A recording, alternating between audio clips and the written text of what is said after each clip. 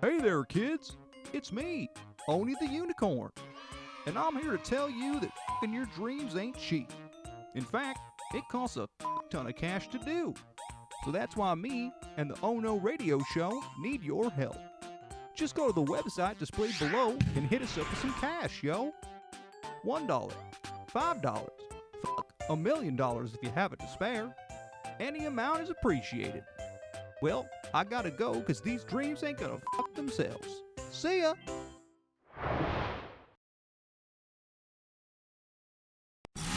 my God, what's gonna happen? Oh my God, we have a new champion!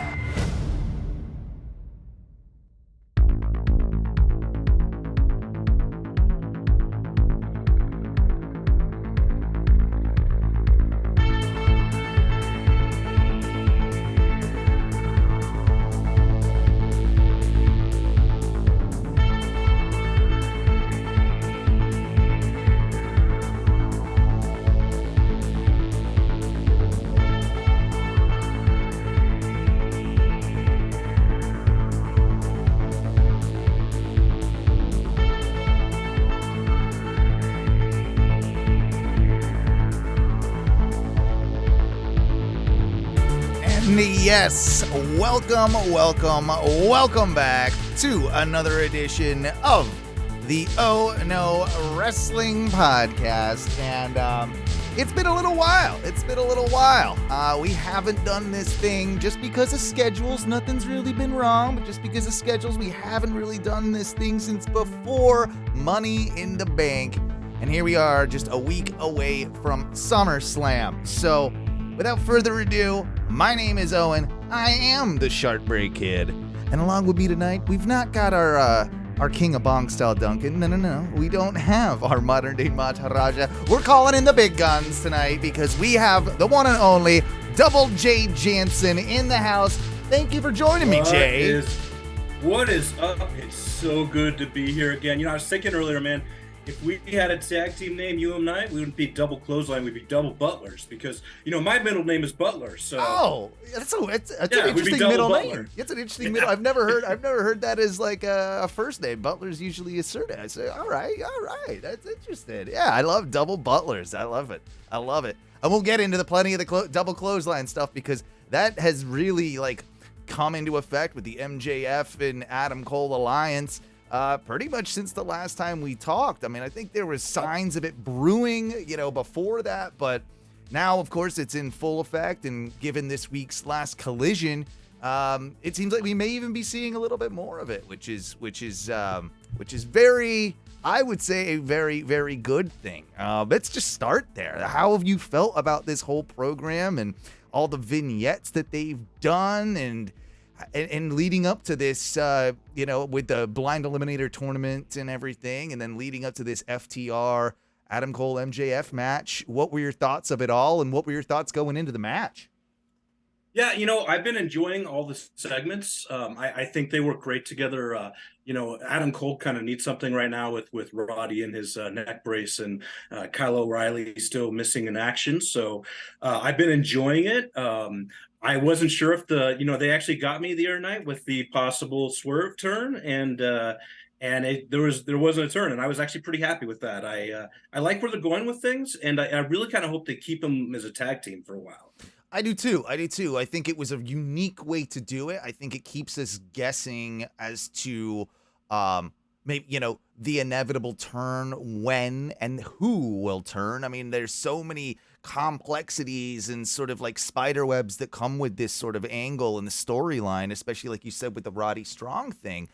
And first off, is the neck injury at all legit with Roddy Strong? Did that start do we know anything about that? Or is that complete kayfabe? I don't know if it is, but Roddy's selling it so well. I mean, the guy's worn that braces before. And, that's one of the best wrestling tropes is the guy in the neck brace, I mean, Vince McMahon did it the best. Vince McMahon did it the best when he went to court, for Christ's sake. So it's nothing really new, but at the same time, it's working for sure because he's always grumpy. He's always, mad at Adam Cole while you're hanging out with this guy. And Adam, where you going?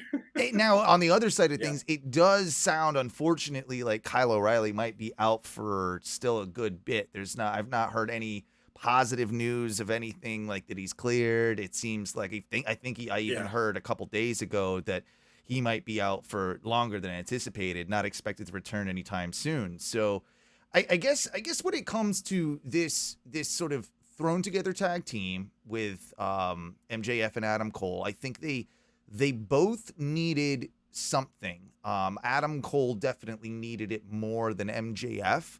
Adam Cole was feeling, since his return, he didn't really have a great match until he had that no, it wasn't an Iron Man. Was it an Iron Man? No, it was just it was a time limit draw on whatever. It was a singles match there, but I don't think it was actually an Iron Man, if I'm not mistaken. But either way, that match was fantastic. But but Adam needed a breath of fresh air and just some new life to his character. So this this has done wonders. I'm of the impression personally that this was supposed to be a lot shorter of a program than it turned into. I don't think that this was the original plan. I don't think that anybody could have predicted just how much it got over. And how. Do you think this was the? Do you think this was the whole point of the blind eliminator tournament, was to put these two together for this end?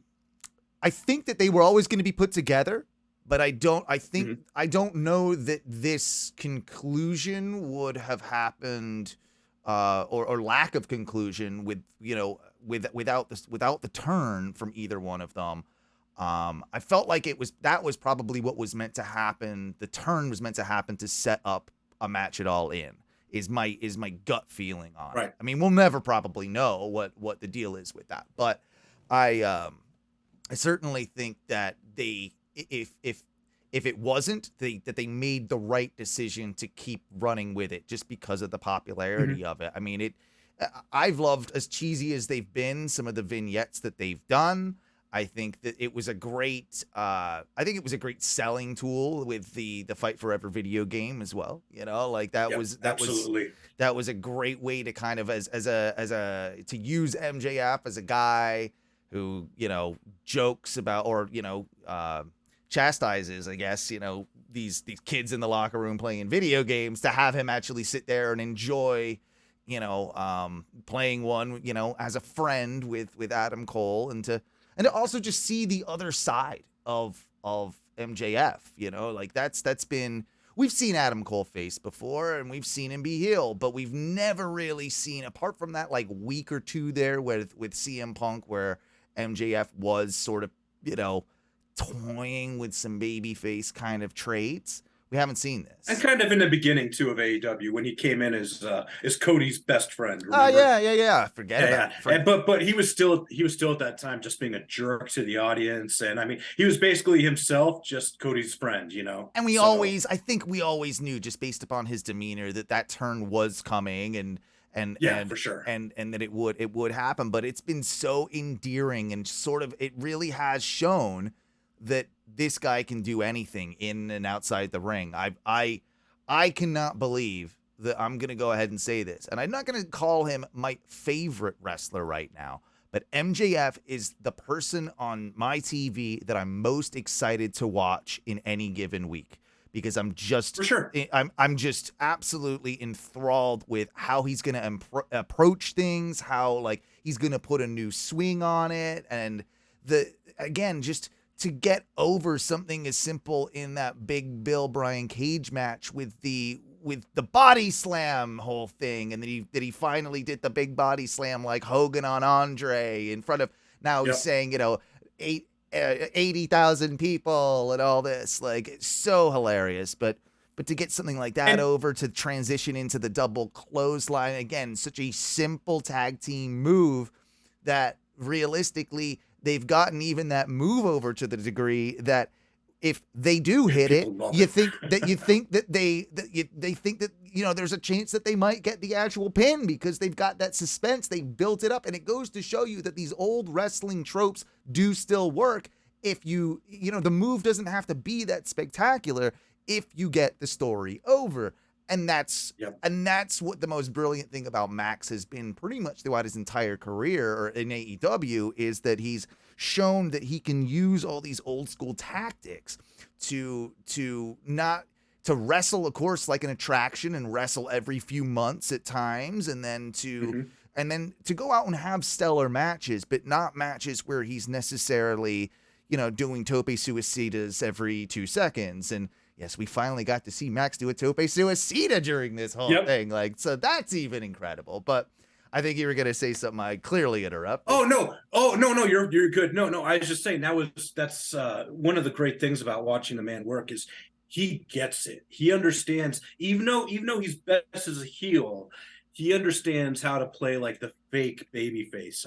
Watch him come out to the ring here night, he's all doing high fives with kids and just like smiling, and it's like, oh dude, like this is MJF totally being the fake baby face. But my question to you is, who do you think is going to turn? Do you think it's going to be, because I almost feel like they're setting it up to make us think that MJF is going to be the one to turn in this whole thing. But man, I'm starting to feel like it's going to be Cole, and MJF might be baby faced out of this, which is crazy. But that would be the swerve, you know? That's the thing, is that I think you can have it both ways in this particular situation. I think you can have Cole turn on MJF, but also that elicits such an evil side from Max that he really can't trust anybody, that he goes back to really who he was, that he becomes even more of the devil than he previously was, that I still think you can keep him as a heel. Now, I don't know how you keep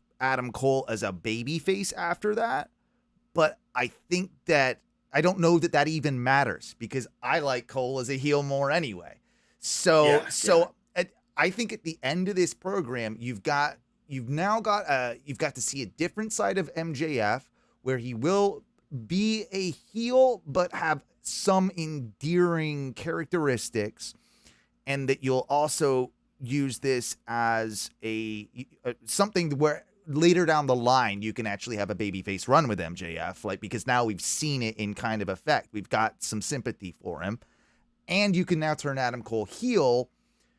Now, in your head, and let's just jump straight to it, because does this happen before All In? Is this a match for All In with Cole MJF? And then how do you factor in Punk to the whole scenario with what just happened with him? Ooh, you know what? I think it's a question of, Tony seems to be a lot more. Actually, no, I shouldn't say that. He doesn't seem to be a lot more on the fly on things. But I wonder if they keep them for All In just because of the merch sales of the double clothesline shirt alone. Yeah. And the it's all about the or I'm better than you, baby shirts.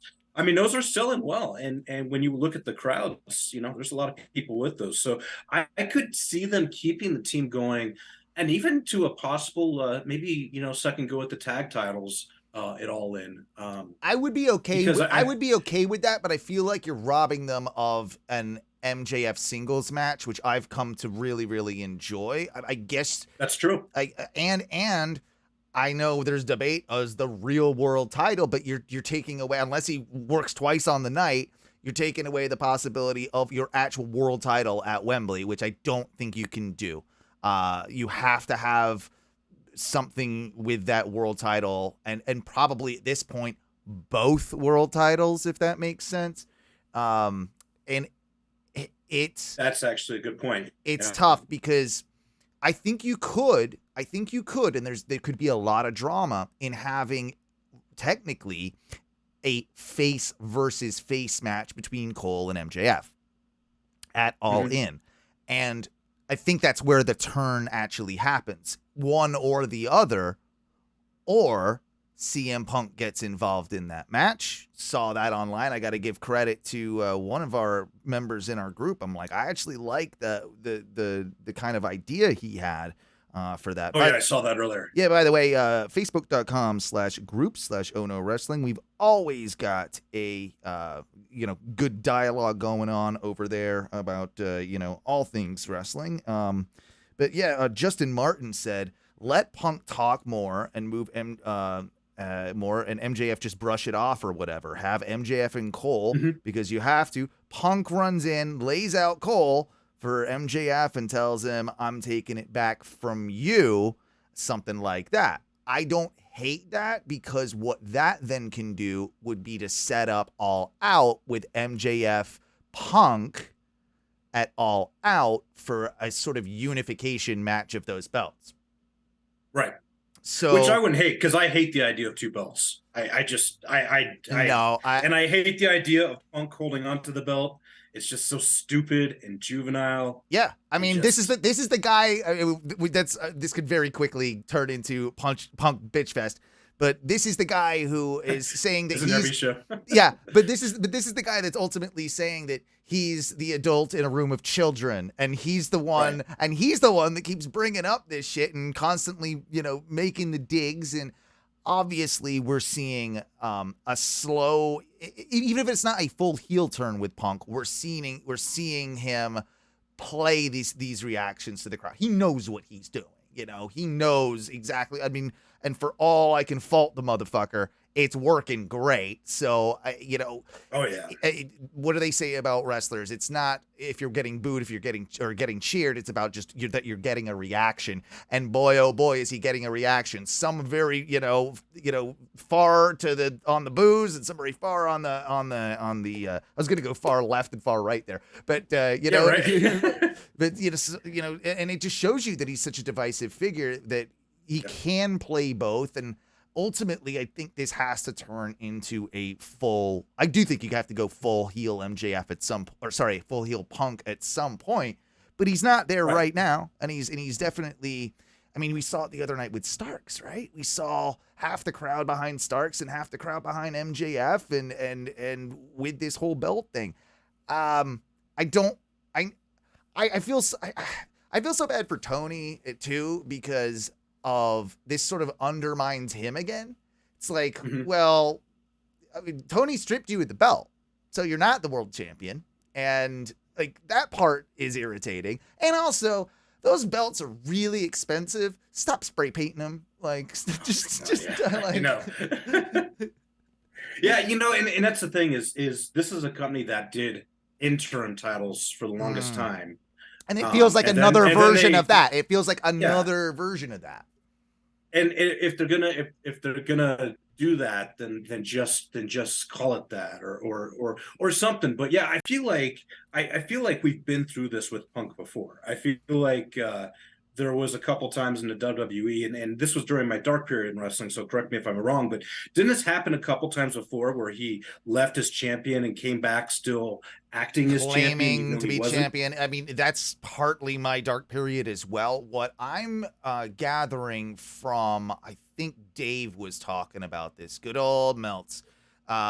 He was alluding to, and it's I want to say, it was just before I ever started wrestling as a kid.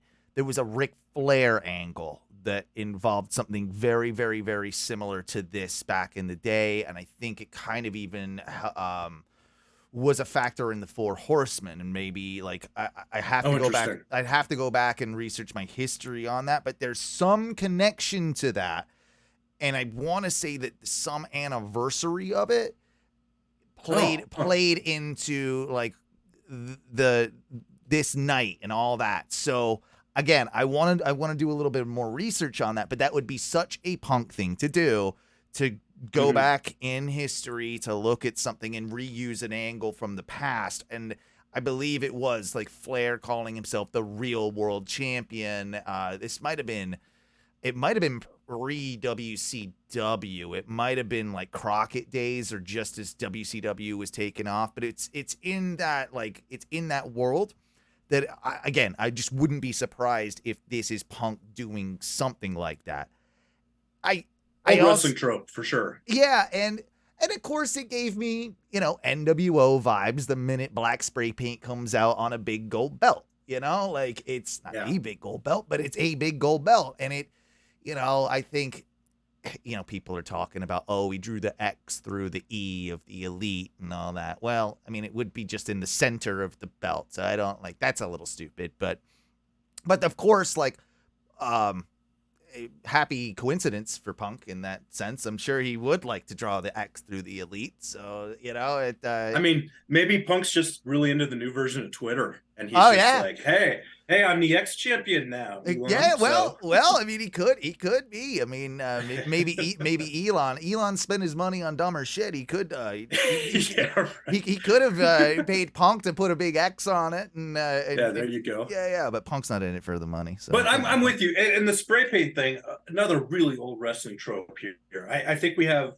you know, along with Cutler, who's been kind of missing in action. You know, 3 different groups using the aerosol spray cans and stuff. So it's like. Well, the aerosol spray can with Cutler's different because it is different, but you do you really do right now have another act with the Outcasts doing the spray paint gimmick, like so just that alone. I guess it's a one-time thing with the belt, probably, so maybe that's like acceptable. I don't know though, like if Punk, you have to have Punk have a match at All In, right? So if it is MJF Cole, maybe Punk gets involved. Punk has to have a match, and they're already doing Punk Starks. Is it this week or the following? Like it's next week. It's like next week. So they're already doing that. So that's not the match. And no offense to Starks, and I think they've rebuilt him tremendously since the beginning of Collision. I feel like turning him heel was the right move. Like, even though I think I was one of the few that liked face Ricky Starks. I think he can make it work. Maybe just not yet.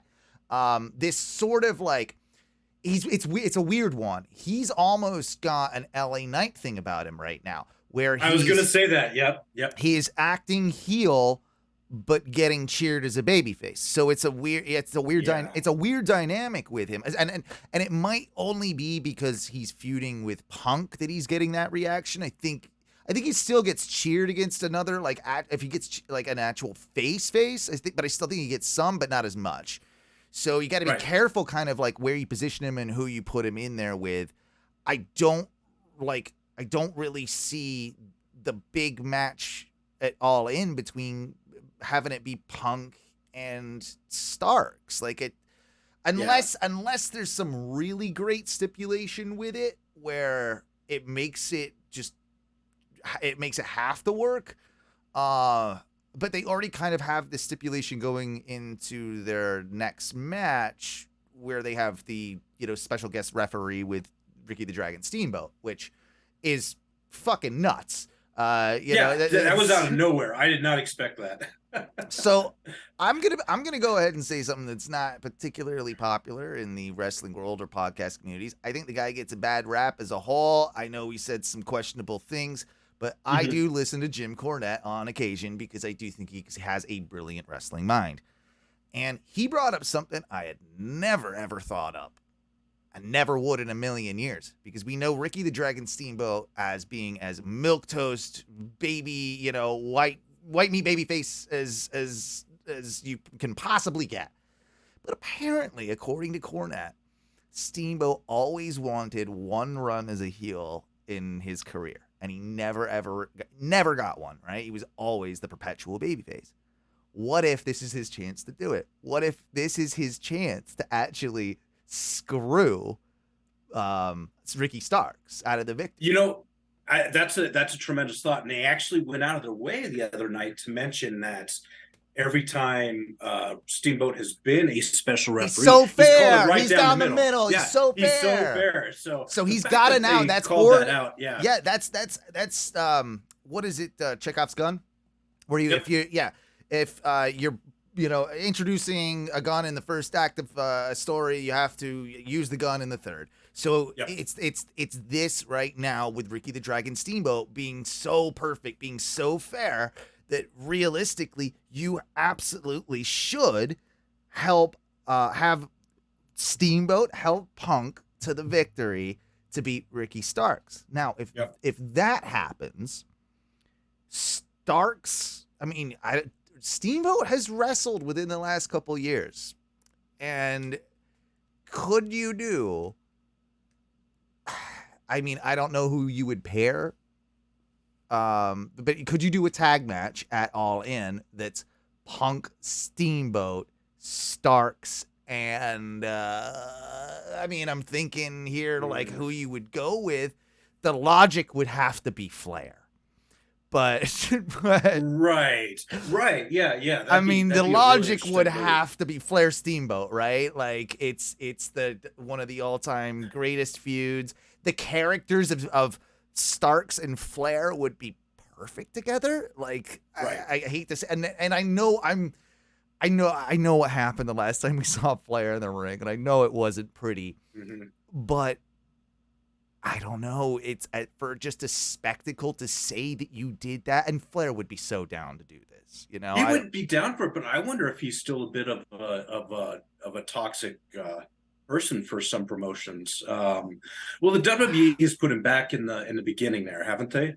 In the can't remember. I can't remember. I want to say that might have been. I knew they put Hogan back in. I can't remember if they put Flair back in.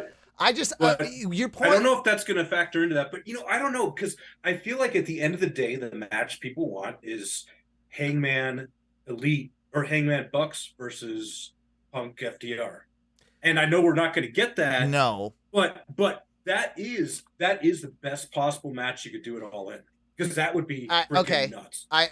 That would be incredible, but it doesn't sound like Punk will work with the Bucks or one of them vice versa. Yeah, exactly. But what it does sound like is that Kenny and Punk might be okay with working with each other. And that would be, if you're going to do singles Punk match, Kenny Punk is the match.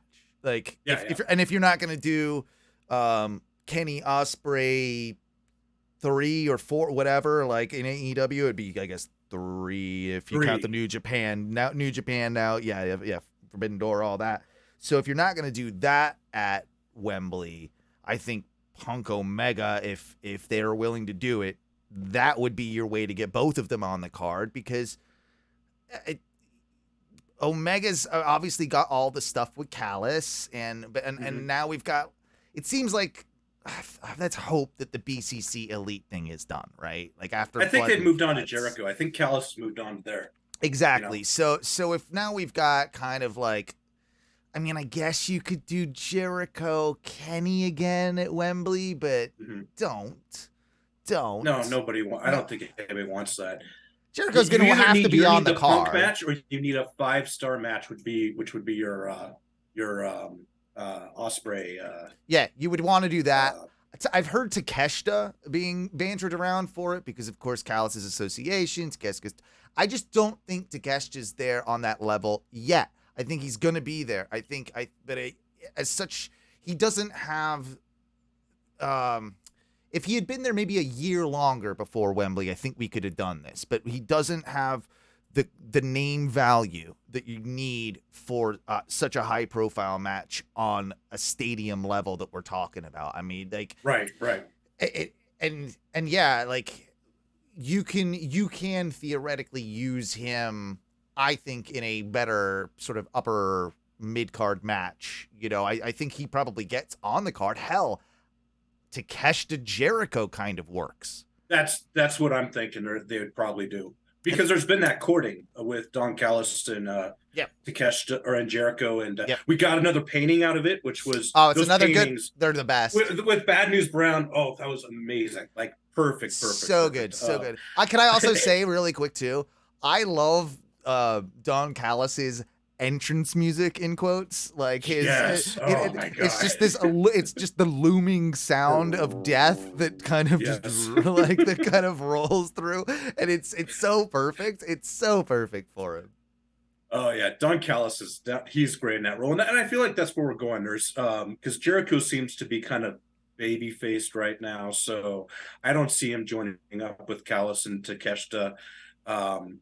I could see that being the match for those two. Yeah, and I'm okay with for that. Sure, that works. I am too. That's the right level. Because Jericho's so good with Japanese wrestlers, because he's so that style, And went back to New Japan after WWE to fight what was that, Omega? Was that his first match back? Yep. With New Japan? Yep. I mean, that just, that, and then going into after that was I forget who, but which was all Don Callis is doing as well. You know, exactly. Like and that whole run was great. So yeah, I think he'd do good wherever he's at. When it comes to other matches that have to be on that card, I feel like you've got, of course, like, get some women's matches on there. I would assume that we'd probably have both titles defended on a card that big. With the obvious thing, I think they were really hoping that Jamie Hayter would be, fixed up and ready to go by then. But unfortunately, it sounds like that's not the case. I hope that's one of those that's like last minute, she's good to go. Swerve, we got you. They kept it quiet. Like, that's actually happening, and then we get Toni Storm and Jamie Hayter, or even, I mean, if it's not going to be that, do you just do Toni and Brit? It feels like they're building Toni and Brit, they're building Brit back up to something. They're building Brit back up to something. So, but you got to, for lack of not to sound sorry for the pun here, but you got to have a Brit in one of those women's matches, right? Not like Britt Baker, but a British person. You do, but I also think you need. That's what I'm thinking. Like, I think you need both Brits. I think you need both Brits in this. I think you need both types of Brits in the matches. So I could see them. I could see them doing like Brit Toni, Brit Saraya. Here's the weirdest thing though. I think that Toni is gonna get over more than Saraya in the UK right now. Weirdly, I think because she even though she's from, is she Australian or from New Zealand? She's Australian. I think. Gold. They always say Gold Coast. I think you're right. I think you're right. So, but I know she's wrestled a lot in the UK scene. She I think wrestled more in the UK than she ever did in Australia before coming to the States. So I think that you can play on that. I hope they get some Brits on this card for damn sure. And Saraya will be there. I kind of see that this is how you do. I don't know. Do you break up the Outcasts? I love Toni Storm as a heel right now. I don't want to see her turn face. Yet turning Saraya face is stupid. Like, that didn't work. Yeah. We tried that. So what the fuck do you do with her if they're not just the Outcasts together? Maybe it is as simple, right, as you have a Toni Storm victory over a Britt Baker with the help of the Outcasts, and maybe Jamie Hayter can be there to come out and sort of defend Britt to set things down the line with her and Toni or something like that. That kind of feels like the way they're going to go. I mean, we've probably paid way more time and effort to the women's booking than it seems like AEW does. So, who knows? And so, with that being said, did you see the sign the other night during Dynamite? And basically, for those who didn't see, book women better. And the camera was right centered on it. I can't imagine that person kept his job if that was an accident after that, because that was the talk of the internet after that, because it's right. I mean, Lance Storm tweeted out immediately after, hey, you should watch Impact, which in fairness, the Knockouts division is really great. It always has been. It's been one of the mainstays. It's been one of the mainstays of their company when WWE was focused on the divas. Impact was one of the only companies that you could see on TV, although not that easily, that was actually gave a shit and was treating the women like a real division, So, I think Lance is dead on there, and it always, Knockouts division has always been great. I wonder though, do you on the other side, say that with the Chris Statlander TBS title, with all the matches, they haven't announced a single one, but all the matches you could do, what's the big match for Statlander at this show? This feels like this person, they've not done a great job of setting much up for her, and they've definitely made her and she. I don't know. Do you think she's coming off a little bit more heelish? In some of her wrestling, and because she's definitely playing a bit tougher than and a lot more aggressive than she used to. I haven't caught And that. In fact, I think I've seen quite the opposite, especially when she's doing sign language and stuff at the end of her matches. And like, I think she's. Oh, I didn't see that. Yeah, she's. I didn't know that. So she's it's because she's on Rampage. No one watches Rampage. Like that's and so no, it's I don't know if she's still doing it because can't remember the last match she had, but I've seen her do it a couple of times where she obviously knows American Sign Language, and so she's kind of reaching out to the cameras, not saying a word, and she's doing like a kind of like little promo or something like sign language wise. But it's legit. That is amazing. I had no idea. Yeah. Wow. So it's just a great inclusionary thing, of course. Like, and a heel, of course, wouldn't do that. So unless they've switched gears, then I don't see that. But I do get worried. I don't know. Like, I feel. I get worried for her knees every time she's in the ring. Like I'm like, oh God, like I don't, she's had those knee injuries, and I think I saw her the other night, and I was just like, I worry. It's like she's one blowout away from, okay, well that's that experiment gone, like, and I like her a lot. I like her a lot. You got to keep her grounded. Yeah, you got to keep her as a mat fighter. Maybe this is where you have Jade Cargill come back. You get the you get the rematch. Yeah, that's always possible because I don't think Jade is hurt or anything, and it'd be nice to see her kind of come back around and maybe not win the TBS championship, but have one of those things where she still wins by losing, and then maybe we see her elevate into the the upper division because she's definitely ready for that. It would be the way to babyface her as well. I think it'd be the way to babyface Jade if you kind of had like a real decent match between Statlander and her, and they shake hands at the end, like and there is an match, even though like it doesn't matter who wins, but I would put Statlander over, and then you have like the handshake at the end that sort of leads into a babyface Jade run. I think like a sympathetic run where she's got to kind of work through people, and you can set up a lot of decent programs with her at the moment there.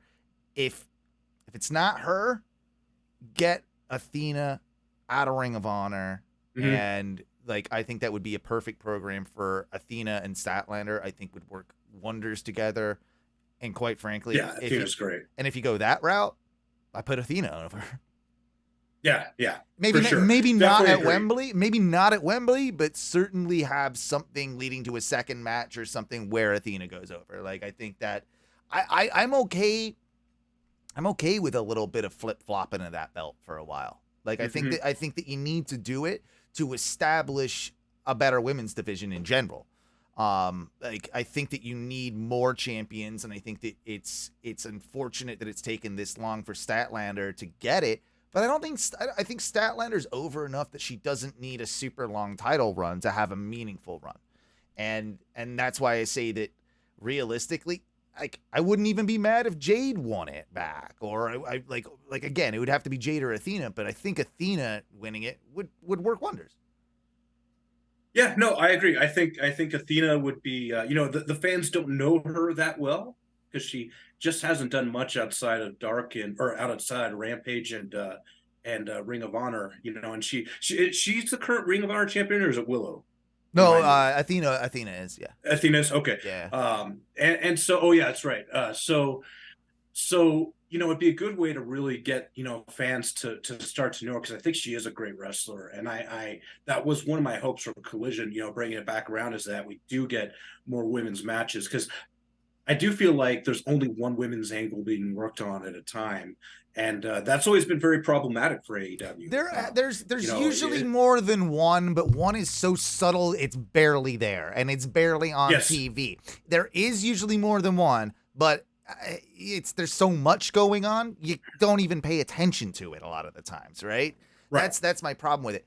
I just had a thought, because you brought up one of my favorite wrestler ever's names, and that Willow Nightingale. Fuck, she's so over, dude. Her and Toni at All In works just fine. Her and Toni at All In works just fine. Like, and Willow's probably not going to win, but with how over she is, just what if, because that crowd reaction would be insane. Like they would just be happy to see her. Like Yeah. she's just, she reminds me of 2016, 2017 Bailey, where she Yeah. just had that enthusiasm, and you just see her come out and you just smile because you're like, oh, nice, it's Willow. I think she does it better than Bailey, if I'm being honest. She has it more naturally, to be honest. She's just awesome. I couldn't imagine her as a heel. Although there was that one night she came out a little bit more aggressive with the cornrows in her hair, and I was like, oh, now she's a badass. But she's great. Even when she like hulks up and she does the strap thing in the ring, like she's believable because of her size, that she's pissed off and's gonna kick the shit out of you now. Like that's something that needs that even a good baby face needs, right? Like I think she's got all the tools to eventually be their world champion, and I have no problem with that whatsoever. Other matches that Same. All right, so how the hell do you get the Bucks on the card? Unless it is like a triple threat with Kenny, which I think you're robbing the people if you do that. I think you need a Kenny singles match, and I think you need a Bucks tag match. Unless you're going to do something with the Gun Club, Bullet Club combination. Yeah, but I don't see that happening yet. Clock's ticking too, yeah, right? Clock's ticking. Yeah, they need to set that up. Yeah. They need to, like, on this next Dynamite, that would have to be something that they kind of like started building towards. I was thinking, because they would have such a great match, I don't know that, like, again, the name recognition's not there, but them and Aussie Open is right there for the taking. Like, but now they're the Ring of Honor tag champs, and it's like, okay, is that how you get some Ring of Honor stuff on the card, where you do the Bucks versus Aussie Open for the Ring of Honor Tag Team Championships? I don't hate that. You could do trios titles.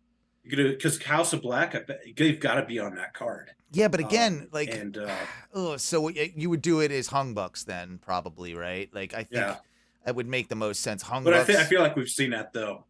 I don't know. Yeah. Or I mean, is Phoenix okay? Because I feel like you could always go to Bucks and Penta and Phoenix, and that's going to be a match of the year. Yeah, we saw. Yeah, but we saw seven of those. We saw seven of those. Like, I don't know that we need. I'll see 7 more. Damn it! Yeah, that was incredible. Other people that like seem like they need to be on the card. I feel like I guess you gotta get Pac on the card, right? Yeah. I can see them doing. It seems like the Death Triangle thing is still like kind of a thing. So do you do BCC versus Death Triangle to get all those guys on the card? That seems like that's kind of what they're doing. Yeah, maybe because they're Pac was teamed with them and then he wasn't. And, Pac's kind of always in that gray area, the Stone Cold Steve Austin area, Kevin Owens area, he's a good guy, but heel, badass kind of thing. So I could see them doing that because that would be a good match still, Other notable Brits. We already talked about Osprey, but if he's, if we're not going that direction with Osprey and like Kenny, is there any way you get Osprey on the card without it being Kenny? I kind of don't think there is. I think it's Kenny or bust for that one. Yeah, I don't know who else you put him with. Osprey versus Gravity. Yeah, no, that's just not. That seems to be the Osprey. Osprey Pac. I mean, it's two heels, but you could kind of do that. I want to see Zack Sabre Jr. on the card. I want to see that at some point. I think, again, I don't know how you get there. We gotta have Darby on the card too. Zack Sabre Jr. and Darby works, sort of. I think you can kind of do that. Would you put Sting there though? Sting has to go. Sting and Darby probably have to do something together. Would be. I mean, it's probably too soon. No, that's easy. That's easy. Sting retirement match. Darby Sting retirement match. No, this is easy. I doubt that's gonna happen. But Sting is chasing the TNT title right now with Luchasaurus and Christian. Right. Lucha, Christian, Sting, Darby. Done. There you go. Done. That's how you get them all on the card. Interesting too, now that we've got Moxley's sort of chasing Cassidy's international title. Yeah, that's been interesting. So and I'm fine with that, to make that, keep that kind of the fighting man's title. If Moxley gets it, it would definitely. I mean, Cassidy has brought great name brand to that title, defending it every week. if it's Mox, I would have Cassidy defeat Mox. I think it would further. Further put over, and then we can finally get what I've been pitching for the longest time, Blood Orange. Ooh. Blood Orange. I like it. Yeah, dude, I like the story they've been telling with him, that he's just been getting his ass kicked, but coming on top every week. And it's amazing, because when he wrestles, the commentators talk about each injury. The back's from, he got that from Big Bill. His arms hurt from. He's collecting them. He's instead of a belt collector, he's an injury tape collector. Injury now. collector. What do they call that tape? Whatever it is, like the tape collector. Yep.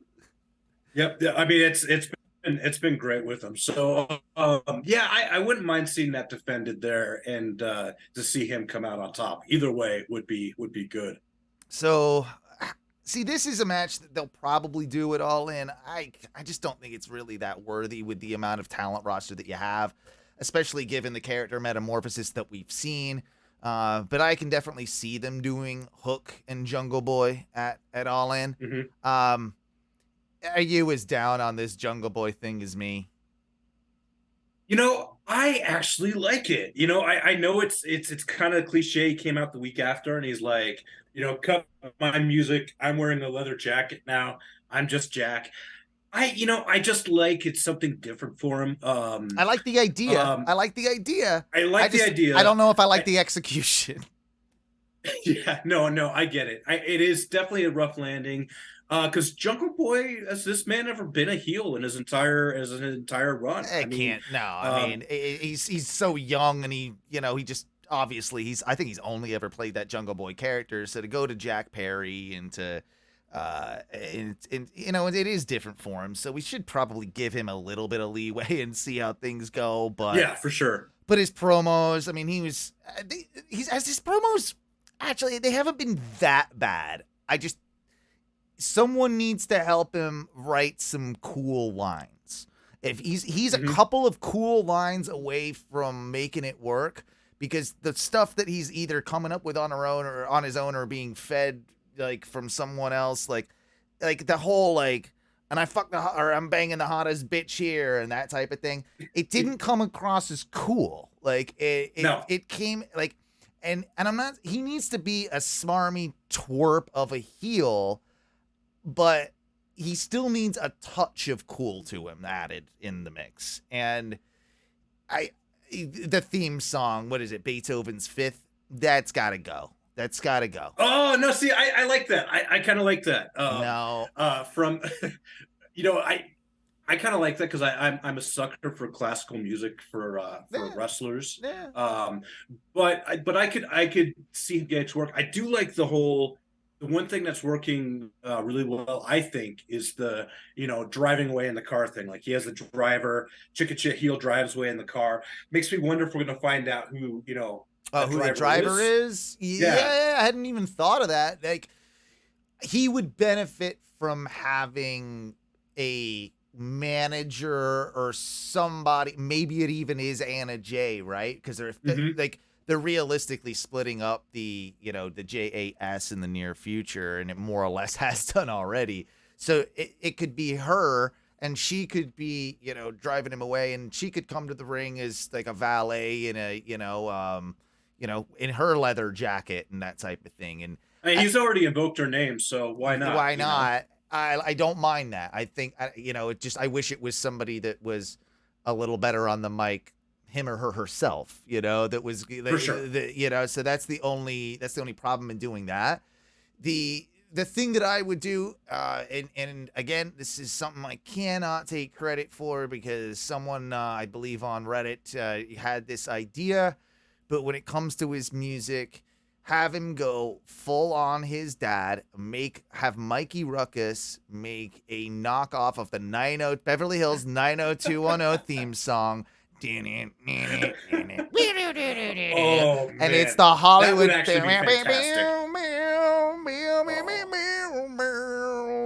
Yeah, just that would actually be fantastic. That's what he needs, and he needs to play into that Hollywood 90s cheesiness. That's what he needs to do to nail the character. Come out with the cast of 90210 for like one of the big shows. Have that guy Steve. Remember that guy Steve that was on? I think that was his name on the show. I don't know the actor's name. There's a guy named Steve, and they were all supposed to be in like high school or whatever.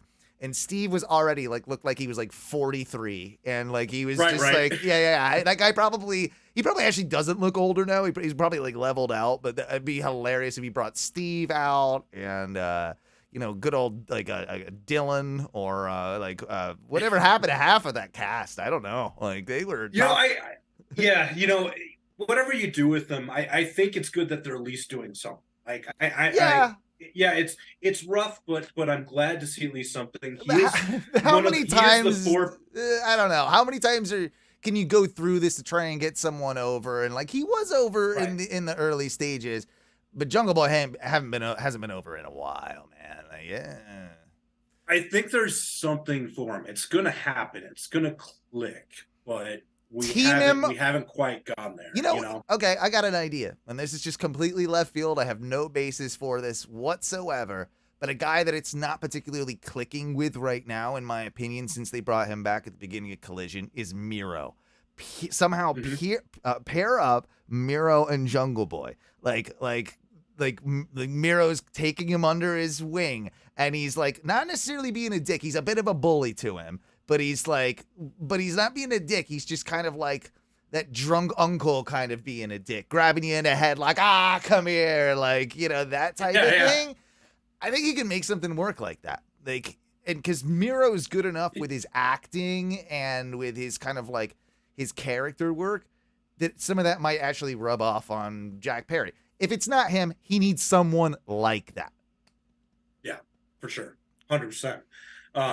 And he's definitely the one of the four pillars who needs the most mic work right now still. Oh, without a doubt. So at the end of the day, what's also funny about him too is he just literally turned into Christian in a way, like the guy that he was with. So like, are they just going to come back around to that and pair the two of them back up? Because sort of makes sense, right? Like just kind of do that. Have him start wearing that turtleneck, Yes, just have him start. He's mini Christian, and he's like, you were right all along. I'm glad you banged my mom, and let's move on from there.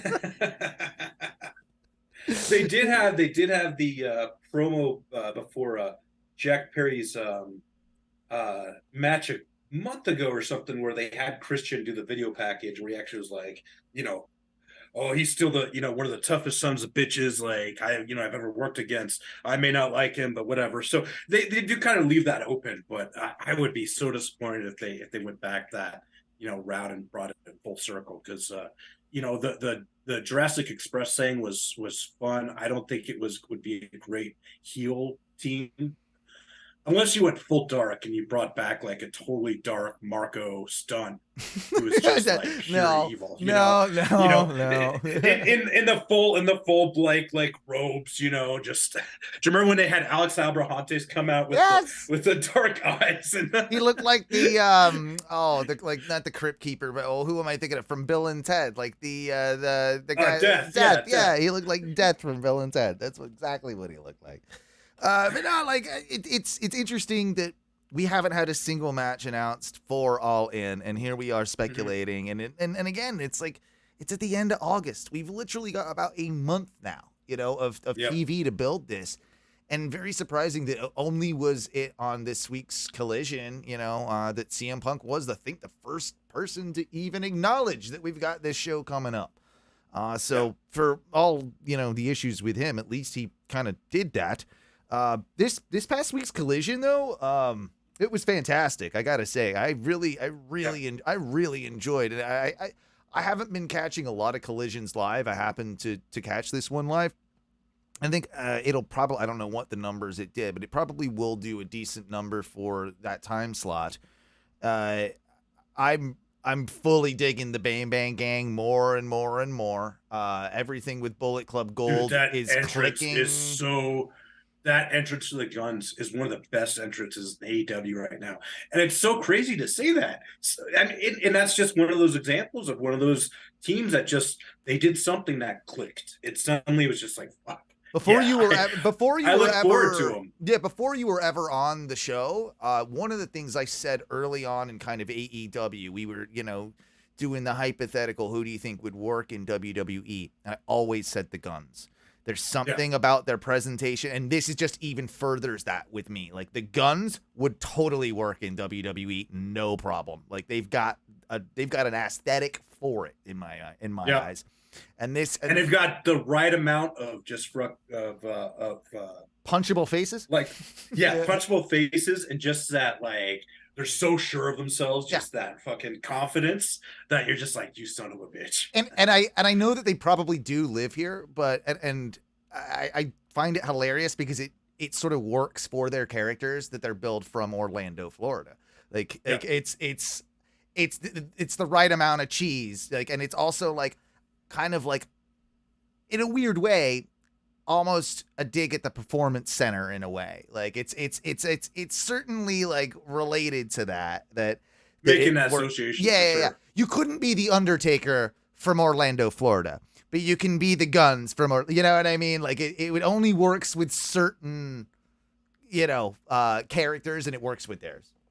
Isn't it interesting? If you would have told me a year ago, we would have been talking about how the Guns have elevated Juice Robinson and Jay White. How nuts is that? I right? would have been like, "What are you talking about?" In fairness, they've elevated Bullet Club Gold. I mean, they have. When Jay and Juice first arrived on the AEW scene, I was certainly skeptical. I'd heard so many good things about Jay White from his New Japan stuff, and I was failing to see it.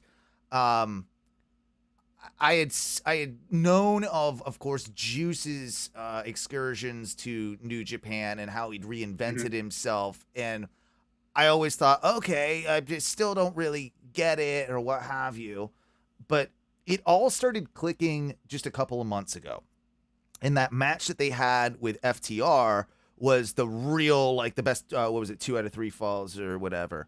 That match was so phenomenal that I'm like, I see it now. I think I really do get it. I'll say this, though. Juice is my favorite out of the two. Juice is just cracking me up left and right with, like, his weird little screams and weird little, like, sayings and the glasses and the whole presentation of Juice is incredible, and I'm really, really thrilled that, like, they've kind of, like, caught on. I think they're elevating each other because you've got the Guns that can learn so much from them as far as, just in-ring acumen. But you've also got, like, the Guns who are known to the audience of AEW that, we're supposed to kind of treat these guys like dickheads. All right. Well, we get that. Like we understand that now. And it's a really, really good pairing.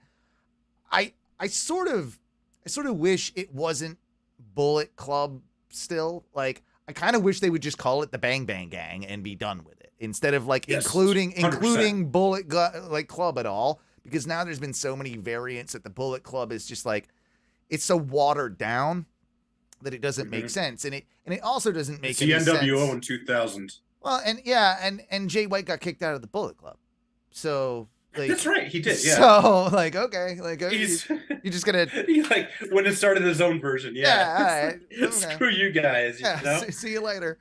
So that part doesn't really, like, fit well with me, but I enjoyed their match against. God, I mean, it was a weird ass match with Juice and the Guns versus Vikingo, one of the guys from Top Flight, right?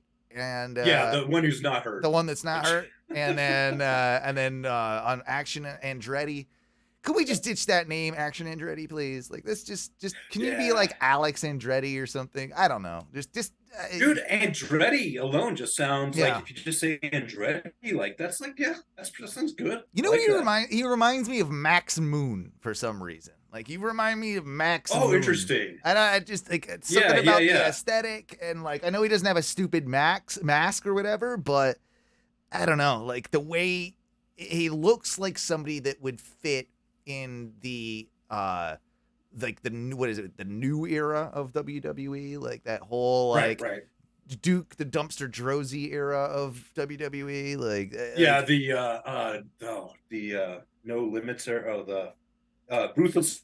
no, it's before that. I mean, it was like oh. It was pretty much like the PG era, but they called it like the new generation. It was the new generation era. The new generation. Okay. That was what with yeah. But yeah, like as far as they go, I can see them. I would love to see a Juice J, tag title reign too. Maybe again, that is something that they could do with the Bucks, but they got to get moving on that quick. Of course, we had, Buddy Matthews and goddamn Andrade putting on an absolute clinic. Absolute of a ladder match. Match of the night that night. Match of the week, probably. Ladder matches have gotten a bit, especially one-on-one ladder matches. They can be like so contrived at this point, and I think they've kind of overused the gimmick in both companies that they can be a bit boring. And that's crazy to say about when I was a kid. It was my favorite match step, This over delivered, and my wife even like watched this and was just like, "This is a really good match." I'm like, "Yes, yes, it is." These two have chemistry. I want to say, didn't they have chemistry even back in like NXT or WWE? Like they had matches. They did a series on like 205 Live or something. Actually, something like that. But they had some good chemistry there, and everything about the match was great. I loved even the Julia Hart spots. I thought were really well done. I really got to hand it to that crowd who there was a chant of "We want tables," and then the crowd who said, "No, we don't. No, we don't. Yeah, no, we don't, man. We're getting you're getting enough ladder match. Let's just have it be a ladder match. We don't need people killing themselves every goddamn week. And we still got a table, which is fine. But it's the new what with thing. The what? Yeah. Oh my god, I'm so tired of it. It needs to go. Wrestling fans, drop that one. That is if you're going to a show, they're already doing enough. Like they don't have to fucking pull out the tables for you. That's definitely becoming one of the worst new wrestling tropes that I've seen in a long time, for damn sure. But do you reckon that the Buddy shoulder thing was real or not? I do. I think it was. If I recall, he's had an issue with that shoulder being separated in the past. Yeah, I just don't know because he's done the same exact thing in a couple different matches. So I'm like, is this him? Right? Like, is this like your gimmick to sell? Like, or is this like something that happens to you? You just gotta run because But it did seem like he very quickly, when he could, run over to Doc Samson and get that thing. All right, pop back in, and they showed it, and that looked pretty legit to me. A commercial break, wasn't it? It was in picture in picture. They showed it all. Yeah, I feel like they would do it like during the main show if it wasn't. If it was an angle or work or something. But that is concerning. I mean, it's also just like, goddamn, what a beast! Like, dude is a beast. And I just wish he would change his gear. That's my thing with Buddy. I've never liked his like ripped up. Like kind of, he had them in WWE as well. There's like ripped up shorts things that he's got. They're stupid. Yeah, he had the Freddy Krueger design in NXT with Blake. Hey, speaking of beasts, how about Eddie Kingston's jaunt through his summer in the G1 this year? It's like that man's been sent to summer camp. He's loving it. If you look at his Instagram, he's just having a blast. He went to the steakhouse, was it Ryobi Steakhouse? Rabira Steakhouse. He's got an NJPW shirt that they just released for him. Like he got a Rabira Steakhouse jacket, man, and he looks if any wrestler like looks proper in that jacket, it's Eddie Kingston. Like it was designed for him. Dude, and he is just having the time of his life. So I haven't been able to follow any of the G1, but I've been following some of his Instagram and some of the match highlights. And yeah, dude's just happy to be there. So, and perfect man to represent AEW right now. Oh, perfect. So. Yeah, perfect guy. Like it's a nice way to do a crossover while you're releasing it's a star big enough without releasing Kenny Omega like that you need right now, right? Yeah. Like it's somebody that you can throw it, because I'm sure Moxley or if, I think Danielson was even talking about doing it before he got injured, right? Like, yeah, that's a thing too. Maybe Danielson doesn't have a match at All In, but you think he's missing that show entirely? Hell no. no, Hell no. My dream would be for that to be the Nigel McGuinness come out of retirement. Yeah. match. Danielson to McGuinness. Never gonna happen, but dude, I would love to see it. you do the next best thing, and it's, best technical wrestler still currently wrestling on the planet, and it's, Danielson and Zack Sabre Jr. Yeah, like I would love to see that. That's probably what you would do, I think, and that might have even been in the cards. They just, things happen because it's wrestling. One more thing with just the Buddy Matthews match, Andrade match. I don't think I was a fan of Andrade's new gear that he was wearing. It seemed odd to me. Like looks too much like the old suspenders gimmick he had in NXT. Yeah, remember? Yeah, I do. It was kind of a vesty thing too, and he's in such good shape at the moment. First off, show that off, baby. But like it almost looked like a goddamn Diesel pants singlet thing. Like it was too like similar. Like, I don't know, like the leather pants with the leather top vest thingy. I'm like, I don't know. I'm glad he took it off midway through the match, because it's like that doesn't seem like, I don't know, it's a good fit. Yeah. We'll wrap up a couple more AEW thoughts before we take a little break, and then hop maybe into some, of course, WWE chat. Sweet. But your overall thoughts on Blood and Guts. It's been so long now, but I do at least want to touch on that, because it was very divisive in a lot of ways, and it kind of didn't make sense to the friggin' rules of the whole thing. Right. And did that take you out? It was no, it was a good match. I enjoyed it. I think we've come to expect so much more from those shows that oh man, I don't know. There's just always so much going on in them. You know what I'd love? What I would love, and I'd love the same thing for Stadium Stampede. I watch F1 racing, and on F1 racing on these live shows, you could go to any racer's camera and watch it, live during the race. Yes. I'd love, and even though it kind of expose things during these types of matches, but I would just love that, because there's once you get everyone there in the match, it can get so distracted. There's just so much going on. And then we brought out the glass and the thumbtacks, and I'm just like, oh my God, it's just nothing but pain. Dude, the nail table, what was that? Wasn't even a nail table. It wasn't even a nail table. We've seen it. I know we've seen that before, but shit. That wasn't a nail table. That was a screwdriver table. Oh my God. Based on, of course, the BCC's like love of goddamn screwdrivers. Those were screwdrivers. Like, I saw a close-up picture of that. They were screwdrivers lined up and down that thing. Which I don't know if that's better or worse. I have no idea. I think they'd be worse. They were clever in the way, kind of like Kenny scraped it too. Like that was smart. But I guess the biggest problem with the match was Pac just leaving. So technically your team quit. I get, like, really, like, I don't know. And then of course Takeshita leaving because of Don Callis pulling him out. So I think, like, I guess you can like get semantic about it and like, well, they didn't technically quit or whatever. That's kind of dumb. That's kind of like not the point of the match.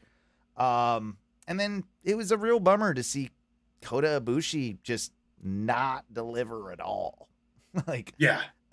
Exactly. And especially this audience, a lot of the AEW audience may not be familiar with him. And so this was your chance to really introduce Ibushi. And I didn't like this for his, he got a pop. He got a huge pop, but sure. But I know he's had a rough couple of years, and I think like it's the first match he had in like 7 months or so. It was a while. Mhm. Like, it was a while. So, you know, you can call it ring rust, you can call it whatever it is, but he just, I don't know. When you've seen what Kota can do and seen him as like a true contemporary, as like, you know, to Kenny, and like, you could argue certain years that Kota Ibushi was the best wrestler in the world, you know? Right. So to see shades of his former self, I just hope he can get back there, you know? And it's tough for these guys, you know? And it felt like a mercy, like, hire by, you know, Kenny, like, come on, Tony, get him in type thing. Like, it didn't, I don't know, something didn't feel right about it. And it's interesting too that we haven't heard a peep about him since then.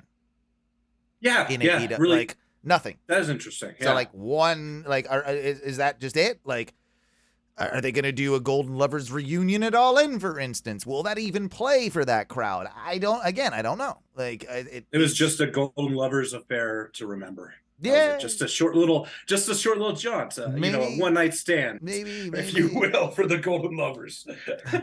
and not so important stuff, or kind of is, but goddamn, Scorpio Sky is injured again, and like, and it's just can't like, catch a break. All right, well, I mean, he's got to be getting older now, so like, Scorpio Sky, like, I hate to say this, but he's got to be close to like a chopping block at some point, like, if with the roster. Or I feel like they're gonna put him over at ROH to spend some time over there, because I feel like he could do some stuff with some people there. I mean, he'll probably end up as a guy behind the scenes, as an agent or something. Like, he's 40, so he's still got some time. But yeah, you know.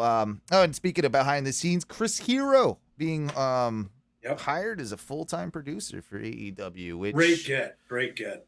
I mean, they're a little bloated behind the scenes right now, but he's a person that you'd want to pick up. You want him in there. He did some great things in NXT, and he's gonna be. You know what he's probably gonna end up doing? He's gonna end up filling some of that weird Regal role that Regal had, where he was like, you know, like, just, you know, training too, and I can, because he always was like, there was a time in NXT he was like active but also still training like people, like he's done that before. So I think that's a good guy to have in your roster for just younger guys to ask advice, and that have you know him from the indies, all that type of stuff. I don't know what sort of shape he's in. I know like his weight has fluctuated and his athleticism has fluctuated over the years, but I'd like to see him in the ring one more time. And hell, if you really want to do it, and this seems like, of course, more of a Ring of Honor thing, but you gotta kind of like play into the Chris Hero, Claudio, Eddie Kingston stuff, and Eddie Kingston, and having. I mean, I still think Eddie Kingston ends up with that world title and is the one to take it off Claudio. Like, I still think would make most sense. Yeah. I think that's the way you go with that, and I can also see them having and then Chris Hero being the guy and the reason that Eddie Kingston loses it back to Claudio or to somebody else down the line, because if you don't know their history, who knows how real or not, but I don't think Eddie Kingston, he definitely certainly doesn't portray that he's much of a fan of Chris Hero. So yeah, or Claudio for that matter. Or Claudio from their time living together, you know, like they were roommates once upon a time. So all interesting stuff, and it will be fascinating to see how much of a highlight any of that Ring of Honor stuff gets on the All In show. People are probably going to want to see Claudio, so I can see a title match there happening. And I think I just said it. Why not do Kingston Claudio? Have Kingston win it at All In. Done. Like, that's how you make that. That's how you make that a big deal. Why not have ROH representation on there for sure? If you're gonna, if we're not, you know, if we're not doing a brand split of any sort, which it doesn't seem like they're interested in, that's the way that you do that, you know. So yeah. Oh, one last thing that Dave said the other day, which I found incredibly fascinating, is we still don't know exactly how we're getting that pay-per-view, and they're You know, obviously speculation, like usual, go through Bleacher Report or Fight or, you know, whatever. But now it's being reported that Comcast might be handling that deal, which is really fascinating considering Comcast owns NBC, which owns Peacock, which has the deal with WWE. Could we see All In on Peacock? That would be crazy, but I doubt it. If anything, I bet you they throw it over on Hulu or something. Right? You know? Yeah, because they have that service too. Which I wouldn't hate. But God, yeah, how interesting would that be to see that both programs under one roof? That would be good and bad. You know, I feel like it would probably, like, if it's like on a one-time pay-per-view type deal, then I guess not really that big of a deal. But WWE would be so pissed. I'm sure there's got to be stuff in their contracts where it's like, yeah, I mean we're the only wrestling show. Stadiums can't even advertise. You know, when WWE, you know, so, you know, I wonder if this has something to do with the recent trademark filing for AEW Plus. It seems like this is awfully quick for us to get a streaming service launched and off the ground, but I would not be surprised to see them offering what's currently offered to people in Canada and overseas, which is the AEW Plus, to North American customers to watch the Wembley show. So who knows? I mean, it would be a way to get people in, right? Sign up for this, you get Wembley, and you get, like, I still don't think you'd get. Dude, I'd love to have the archive. I'd love to go back and see some of the old shows. You know, the first All In, the first All Out. You know. Roll the Ring of Honor content in there as well, because no one's signing up. No one's signing up for that. Like, roll that in there. Like, there's definitely a way that you can do it, and if there's a way that you can partner it too with like an HBO Max or one of the Time Warner properties. That's got to be what they're thinking, but it's very suspicious that we don't have all the details about how we can buy this huge show. You know, only that Tony Khan has said you will be able to watch it. Details coming later. And again, Tony, you got a month, man. You got like a little less than a month. No details about All In at all. Yeah, exactly. No, nothing. That being said, let's take a little bit of a break if you're cool with that, Jay. And we'll come back. We'll do a lot of WWE talk. We'll swerve over there, and of course we will talk about SummerSlam, how that's of course shaping up for this coming Saturday, and we'll give our predictions for that very event, and see if I can once again retain my my Oh No Wrestling Predictions Championship. Yeah, it's going on forever now. Not this time. Well, that's what they say every time. That being said, we will see you in just a few minutes. Stay tuned for more Oh No Wrestling, and give us a little woo, Jay. Give us a little woo. Woo.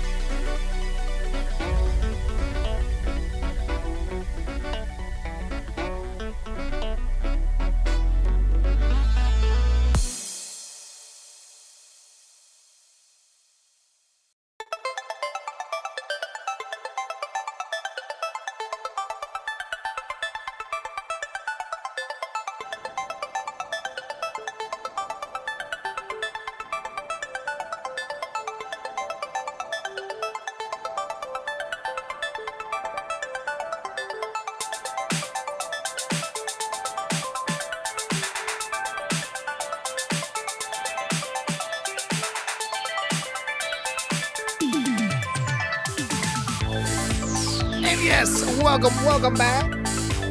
Second segment here of the Oh No Wrestling podcast, where we're gonna talk a little more about the WWE side of things, and it's just me, myself, Owen, your Sharp Break Kid, along with the one and only Double J Jansen.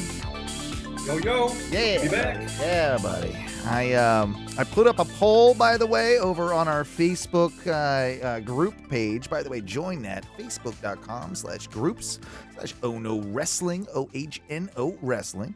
And I put up a poll that was basically, what are your thoughts on CM Punk? Because, of course, one of the most decisive, people or in the industry.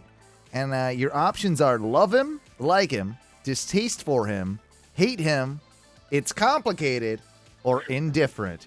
And it's one of those polls that you can select more than one thing, because I feel like a lot of people, you can love him and hate him at the same time. Right now, my thoughts on him are distaste for him, and it's complicated. That's where I'm at with it. Where would you lie on that scale, Jay? Look, it's like I'm the sole person in this poll so far who just hates the guy, but but that's where I'm at. Hey, but I haven't thrown away my CM Punk shirt yet, so maybe when that happens, maybe that's the end of the relationship. Definitive moment at that point. That it's over. But yeah, I mean, I think it's when I give the shirt to Goodwill. I think it's perfectly fine to be both ways. I think and I think that's part of what makes him in a lot of ways. But let's get off that. Let's get on to some WWE action and kind of the build to SummerSlam and what we're looking at with everything, because SummerSlam's shaping up to be a pretty decent card. I think there's definitely, I mean, with these PLEs as they call them now, I gotta say that they've done a pretty stellar job of in this Triple H era of kind of of running these things, and they always seem to deliver somehow, right? Like they're always there. Like even last night with Great American Bash with NXT's pay-per-view, I was so pleasantly surprised with some of the stuff that I saw in there. I mean, mainly in the main event, but the opening tag wasn't even that bad. Like there was some a couple of the women's, like one of the Tiffany Stratton match against what's her name? Dude, I love her entrance. I love the entrance, the Barbie Dreamhouse entrance. Yeah. Beautiful, topical, and it looks good. NXT is actually, they're doing good work again now. It's not it's not Black and Gold NXT, it's not NXT 2.0. It's somewhere nicely in the middle of those two things that I think are working really well together, and they are truly building new stars down there. Do you want to just start with that and talk about that first, since it's like top of mind? Sure. I'm not going to say it was one of the greatest tag matches ever, but nice to see kind of like Tony D'Angelo and Stacks kind of getting their due there, and they won them tag team belts. I'm just glad, honestly, because Calis does nothing for me. Like that whole thing is kind of, I don't know, maybe I don't watch enough NXT to really get it. I'll be honest, I really only watch the pay-per-views, but I can see more logic in putting the belts on Tony and doing something there and moving with that. Yeah. They're better with the belts for sure. Tiffany Stratton, if she gets a little more confident on the mic, I think she's going to be top level, main roster superstar in a matter of 2 years. Like I think it's agreed. She's right there. She's right on the cusp, and she's got all the tools, and like that prettiest moonsault ever, or whatever she calls it. It really is. Like it's named appropriately. So I'm really high on her. I mean, and even like Roxanne Perez, like you're starting to see like shades of like, okay, you're young, but you're gonna be something. You're gonna be something one of these days, and they're building people kind of correctly. One of the things, people seem to be getting it, so which is good. And we'll skip to the main event before. Well, most of them. We'll talk about the Gable Stevenson stuff. Well, that's it, because that's, well, let's just talk about it then, because that's such an interesting one, right? Like, we've got him against Baron Corbin, and I've jokingly been a Baron Corbin fan for quite some time, but man, that dude's actually kicked ass in like every role that you've given him. He's run with it. He's been great. And I think that maybe this was a bad booking move to have the two of them together. Like, this is probably bad matchmaking, because I don't think all right, let me ask you this. We saw what we saw. We saw a double count out in the match between, which was just so weird. Corbin and Stevenson. Is it Stevenson? I always mess that up. Stevenson? Yeah. And so that's interesting already. That you would do that on somebody's in-ring debut. But what is it? I know that there were like allegations and speaking out and all that sort of stuff with Gable Stevenson. But is that the reason that this crowd was so... Yeah. Like, a lot of this crowd was so against him? Because it's like, you wouldn't have expected you would have expected it to a degree, but not the degree that we saw. like there were a lot of Corbin chants during this match. This is a guy that's like never Let's been go cheered Corbin. Yeah. I mean, except for the Happy Corbin stuff, when else has there ever been an audience behind us? Never. Especially when he's worked as a heel. I mean, and it just tells me that there's literally nobody, even a Logan Paul you could have put him with, and I think he still would have been booed. And that chant was just because I had to rewind it and listen to it a couple times to see if I could figure it out. And it was, "Let's go Corbin, you're not Angle." So right. It was a double anti-Corbin chant. Yeah. Because I thought it was "Let's go Corbin, let's go Gable," but it's "Let's go Corbin, you're not Angle." I didn't catch that. I didn't actually catch that's what it was. That's Ooh. I mean, that's a rough one. And I wonder, I wonder where this all comes from. Like it doesn't seem like he has any personality, right? Like that's no. Gable, not Corbin, by the way, Gable. He is devoid of it, whereas Kurt had it almost from day one. He had you knew they were going to turn him heel within the first couple vignettes. Like he kind of had that smarmy, I'm an Olympian, I'm the American hero thing from the get, and you knew they were going to turn him heel. I remember seeing it as a kid. I'm like, I'm not dumb. That guy's a heel. Like I know what's going on here. And it's the opposite with that. With Gable came out trying to be a babyface. For sure, trying to be a babyface Olympian that has no edge to him, that had really no personality, no charisma, as we say in the biz. And this is, I know they spent a lot of money on this dude. This does not seem like this investment's gonna make out right for WWE if things go the way they're going. Yeah, they put a lot of eggs in this basket. He was supposed to kind of be the future of NXT once Ron Breaker and everyone else moved up. So I don't know if that's going to happen. And with those allegations out there, maybe last night's no contest was a signal of things to come. That maybe they're just going to quietly, let the guy go. But I mean, he's already said he wants to do the Olympics again and this huge college tournament and all this type of stuff. So it kind of all right, well, we got no need for you here anyway, so fuck off. See you later type deal. But it was I was definitely surprised by just how vocal the fans were, and really good crowd for this show too. Really good crowd. Really good crowd. Was it Houston or it was a Texas crowd, right? Yes, I want to say so. If it wasn't Houston, it was somewhere near it, I think.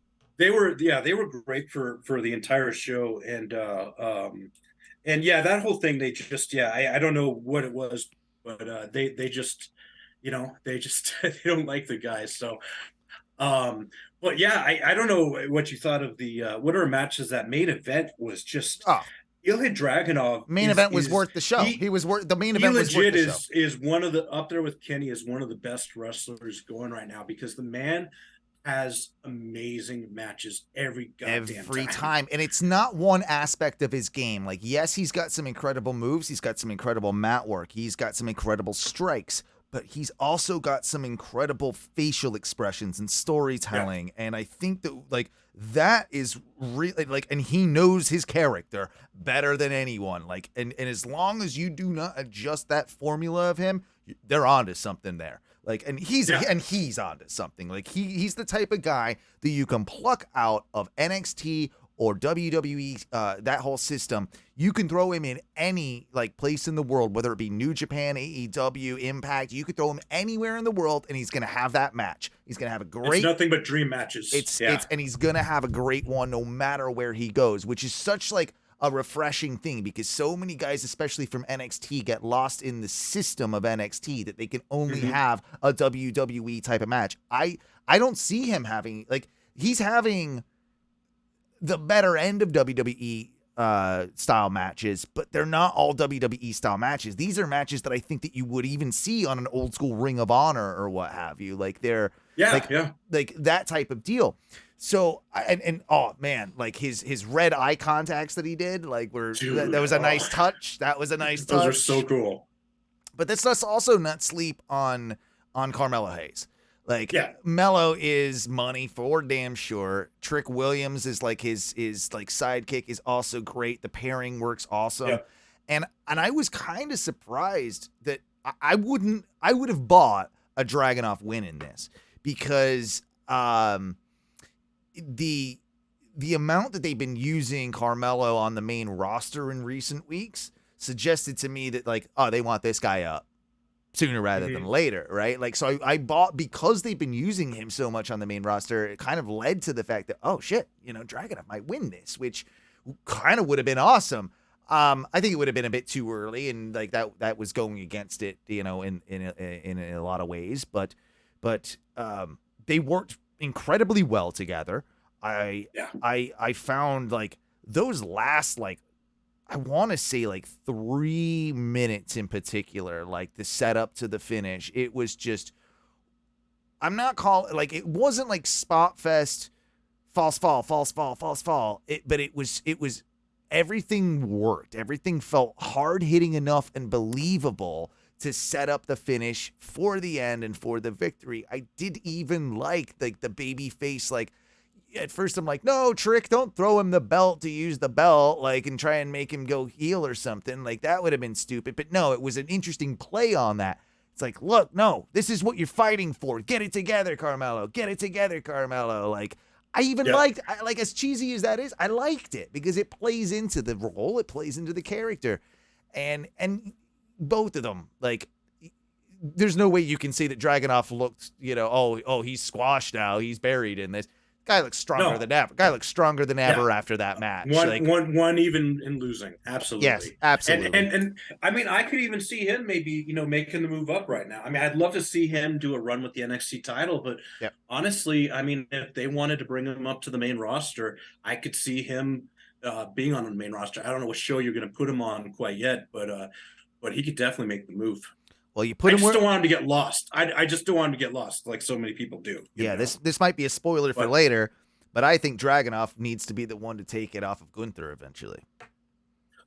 And going back to that Dragunov Walter match in NXT UK, we can relive that. Like, we can redo that. And I mean, you've got to get Dragunov to a level. Like, it's going to take a while to do that on the main roster, like, to get people to understand it, why he would be a threat. Because you look at him side by side and it's not really there.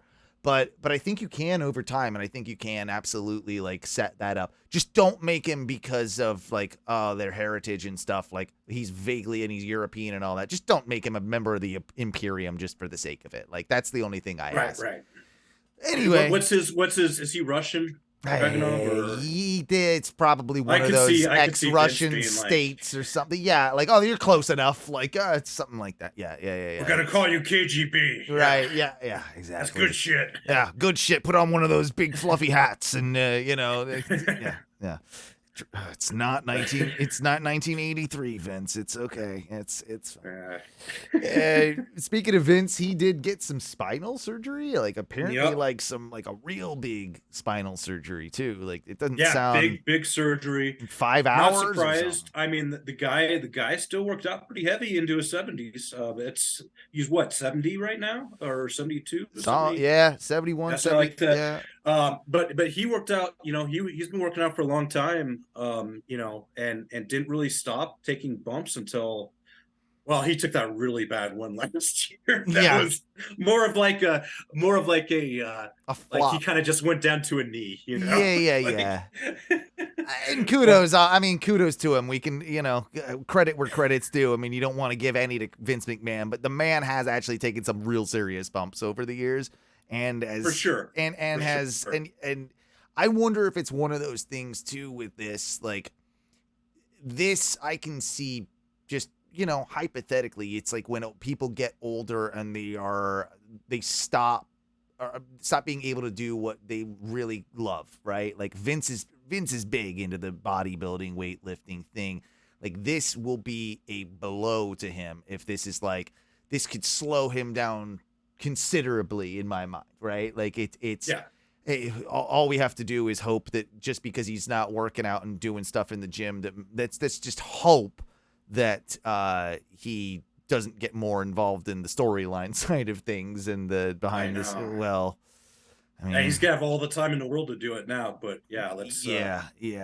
Let's hope the grandchildren keep him busy or something. Vince needs to rest. Don't really see it being like that. No, back to just NXT real quick. Rumors that Brian Pillman Jr. might have been he's definitely been down there, and he's definitely been at the Performance Center. I think that's a good move. Did they sign him? Do we know if that he's official? Do we know if he's signed up? I don't think we do yet, but I think we've got so many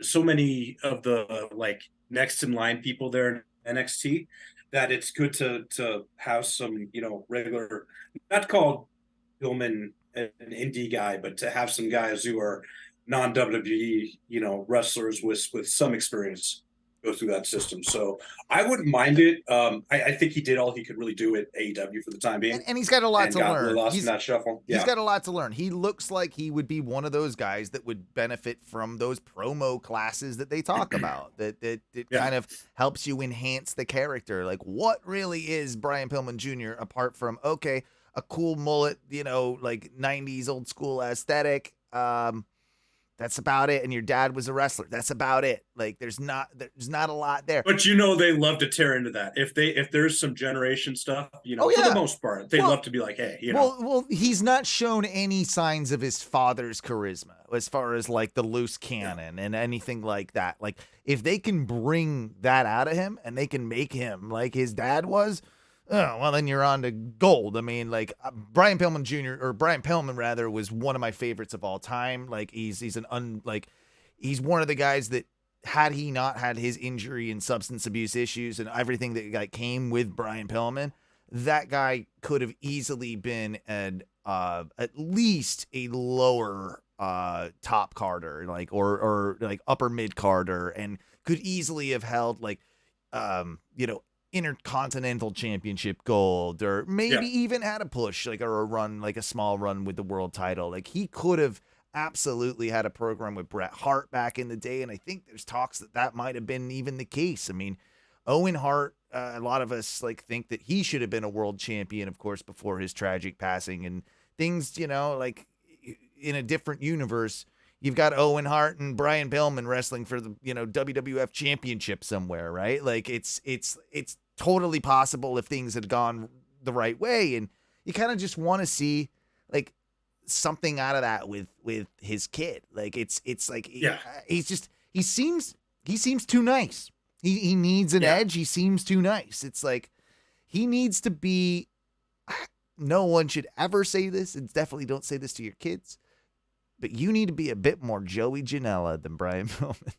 Yeah, right. No, absolutely. I mean, and I think the template for this is the Dominic Mysterio template. Wow, I wanted to bring it up. Yeah, and I, if you would have told me, a couple years ago that Dominic Mysterio would have been one of the most exciting things, and on the main roster and in NXT, it's incredible. I love it when the guy comes on. He's just so much fun, and he is absolutely a template for that, because the crowd wasn't behind him. They didn't really care for him as a good guy. They didn't really like him as a bad guy. But then the whole night he got arrested happened. The mommy, I won't last a day in jail, and then all of a sudden, he just, ever since then, it's like, dude, this guy, the thing is, looking more like Eddie, getting a bullet, All of it's been great. They've been very smart with it. Somebody is handling this correctly. This has,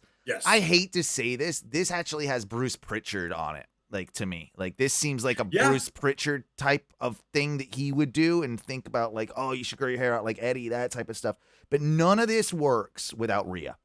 It can work without it can work without Damian, it can work without Finn, and it can work without the Judgment Day, but none of this works without Rhea.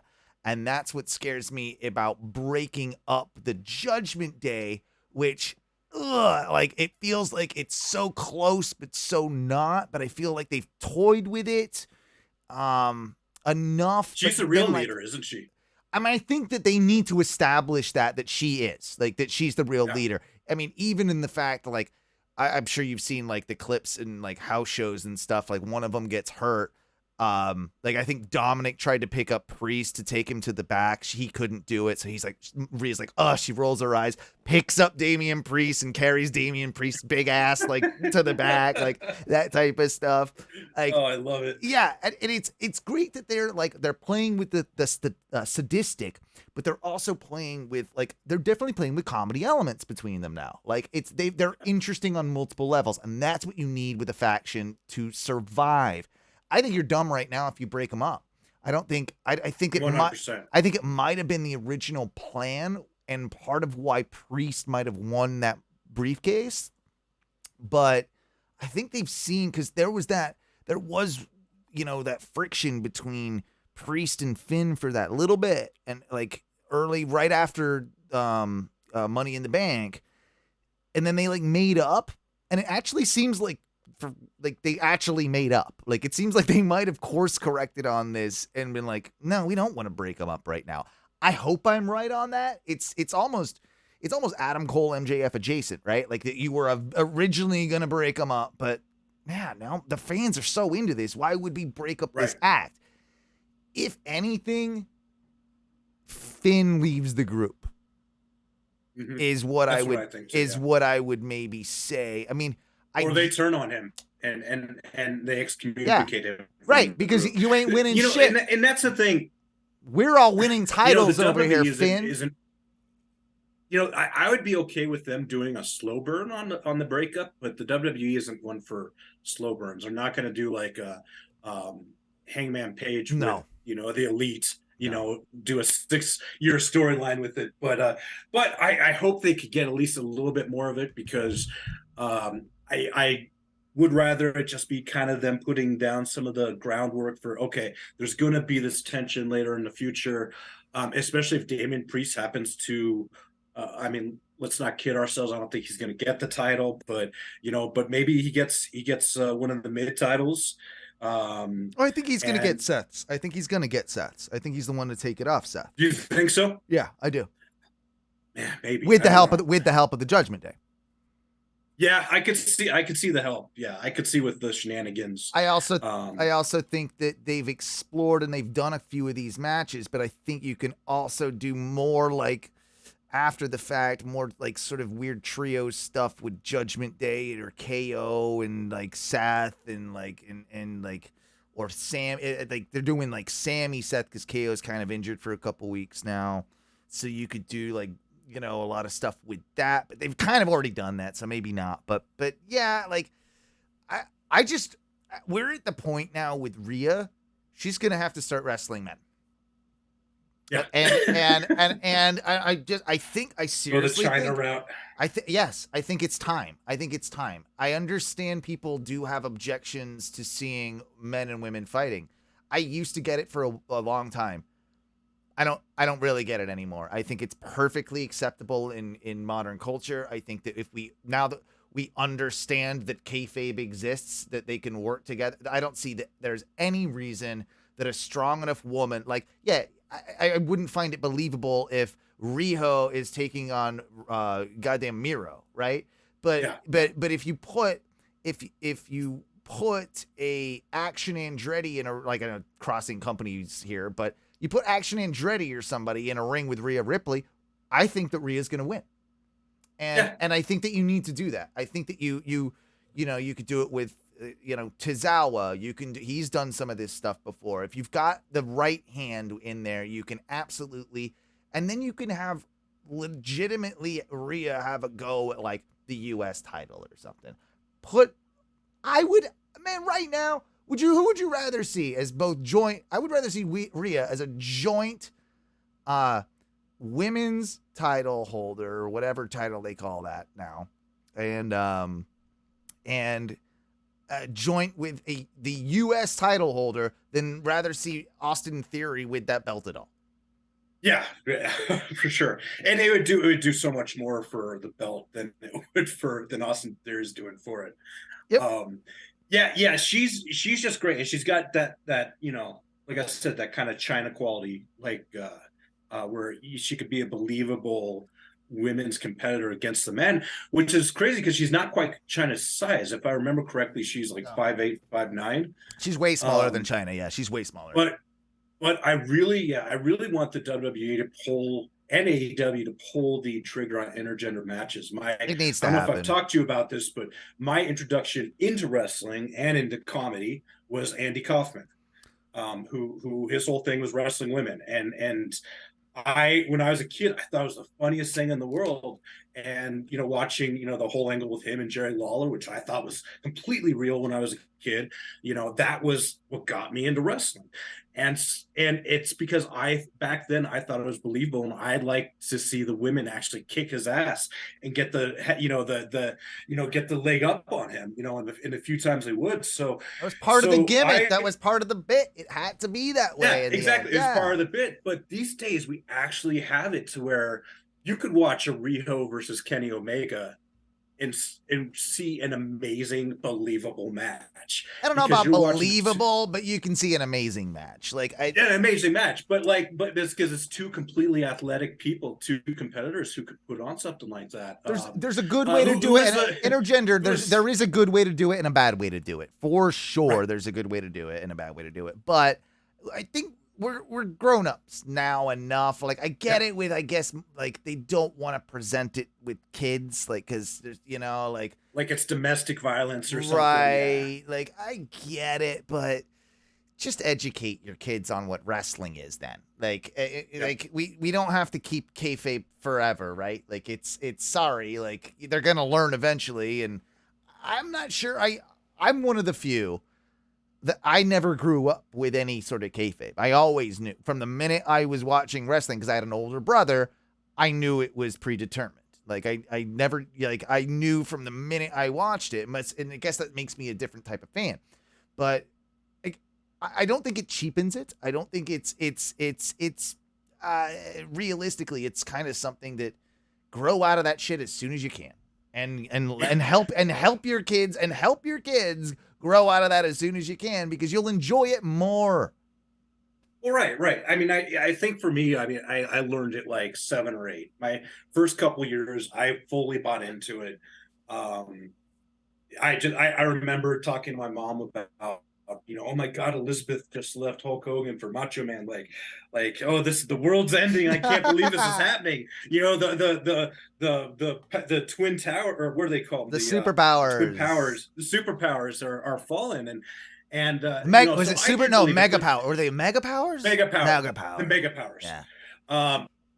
But see, and that's the thing is, when I gotta be honest, when I go to shows, one of my pleasures is watching little kids who, they just they believe every bit about it. Especially the ones when like Bailey comes out and tears up the Bailey buddies with the katana, and that little boy is crying. It's oh, this is hilarious. But I do agree with you, because I think there is a point when kids do need to realize that what they're watching is theater, and just like any other fictional show, you're not going to sit there and tell them oh, hey, it's cute because my kid thinks Star Trek is real. No, you want to give them, some layer of okay, this is reality, and this stuff right here is not. But that also, I agree with you, that also would give them a new appreciation for it. Context, because right? It wasn't until I started realizing the beauty of the performance art behind wrestling that I really started respecting it as a teenager, and when I got back into it after my first dark period in college during Attitude Era, that's when I was like, this is the best shit ever, because it's playing off the crowd, it's playing off these people's emotions, and even though these people know what they're watching is fake, they're just so into it. You get the right story, and you can buy into anything, and I look at it like this, we often have to, if we're defending ourselves from with idiots that are like, why do you watch that stuff? Pro wrestling's fake. Well, yeah, so are movies, right? And so are movies, and then okay, we understand that it is, and that's why we appreciate so reality shows. Right. But we also see in movies, when it comes back to intergender matches and stuff, we see movies like Kill Bill, where there's plenty of, fighting between a man and a woman, and it happens in a million different movies. You can name a ton, right? Where we know that's fake and it's fine. So why and TV shows too. is it any happens in TV exactly shows all the time? Why is it any different when it comes to the whole wrestling industry? But we'll get into this then. Let's move along. We'll use the whole SummerSlam card to kind of talk about what else is going on in WWE, because they've actually put together quite a few matches here for SummerSlam.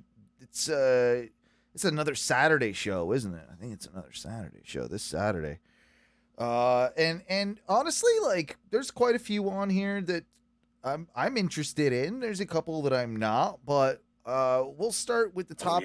We'll start with the top of what Wikipedia has here, and Wikipedia has the first match. Not that it's going to be first in order, but first match being Logan Paul versus Ricochet.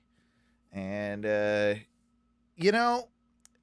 I've heard this actually might be the very first match on the card, because I believe Logan Paul's brother has a boxing match and he wants to get to it that night or something. So he's gonna be, man, he's gonna have to take a jet to that shit, but let's see if he makes it. Yeah, exactly. Logan's had a lot of losses, and I can't imagine that he wants to take another one of these. It's been a fun little build, and I'm glad that they're continuing with Paul as a heel, and it's actually given Ricochet more exposure than he's had in ever in WWE, really. So apart from NXT, or especially on the main roster. So this is one that, for me, is an easy one. I think Paul wins it, but Ricochet is going to look very good in defeat and will not move up a level, but move up he will be, I think, respected more after this match for what they're about to do. I think this will be WWE's version of an Osprey Omega, as close as they can. This is what they're what they're gonna try and do. But Logan Paul, I believe, is gonna win this. It might be through some shenanigans as well, but it just makes sense, I think, for Paul to do it. What about you? Yeah, I'm gonna say Logan Paul as well. And just kind of echoing what you said, I can't remember Ricochet having a lot of singles matches on any pay-per-views anytime lately, and to have a singles match against Logan Paul on SummerSlam is a pretty damn big spot for him. So he is going to come out of this, even if he loses a bit ahead, because he was on SummerSlam when so many people aren't. So, but yeah, definitely see Logan Paul winning this. And I can see them doing, after the fact, they might. Here's what I would do on this.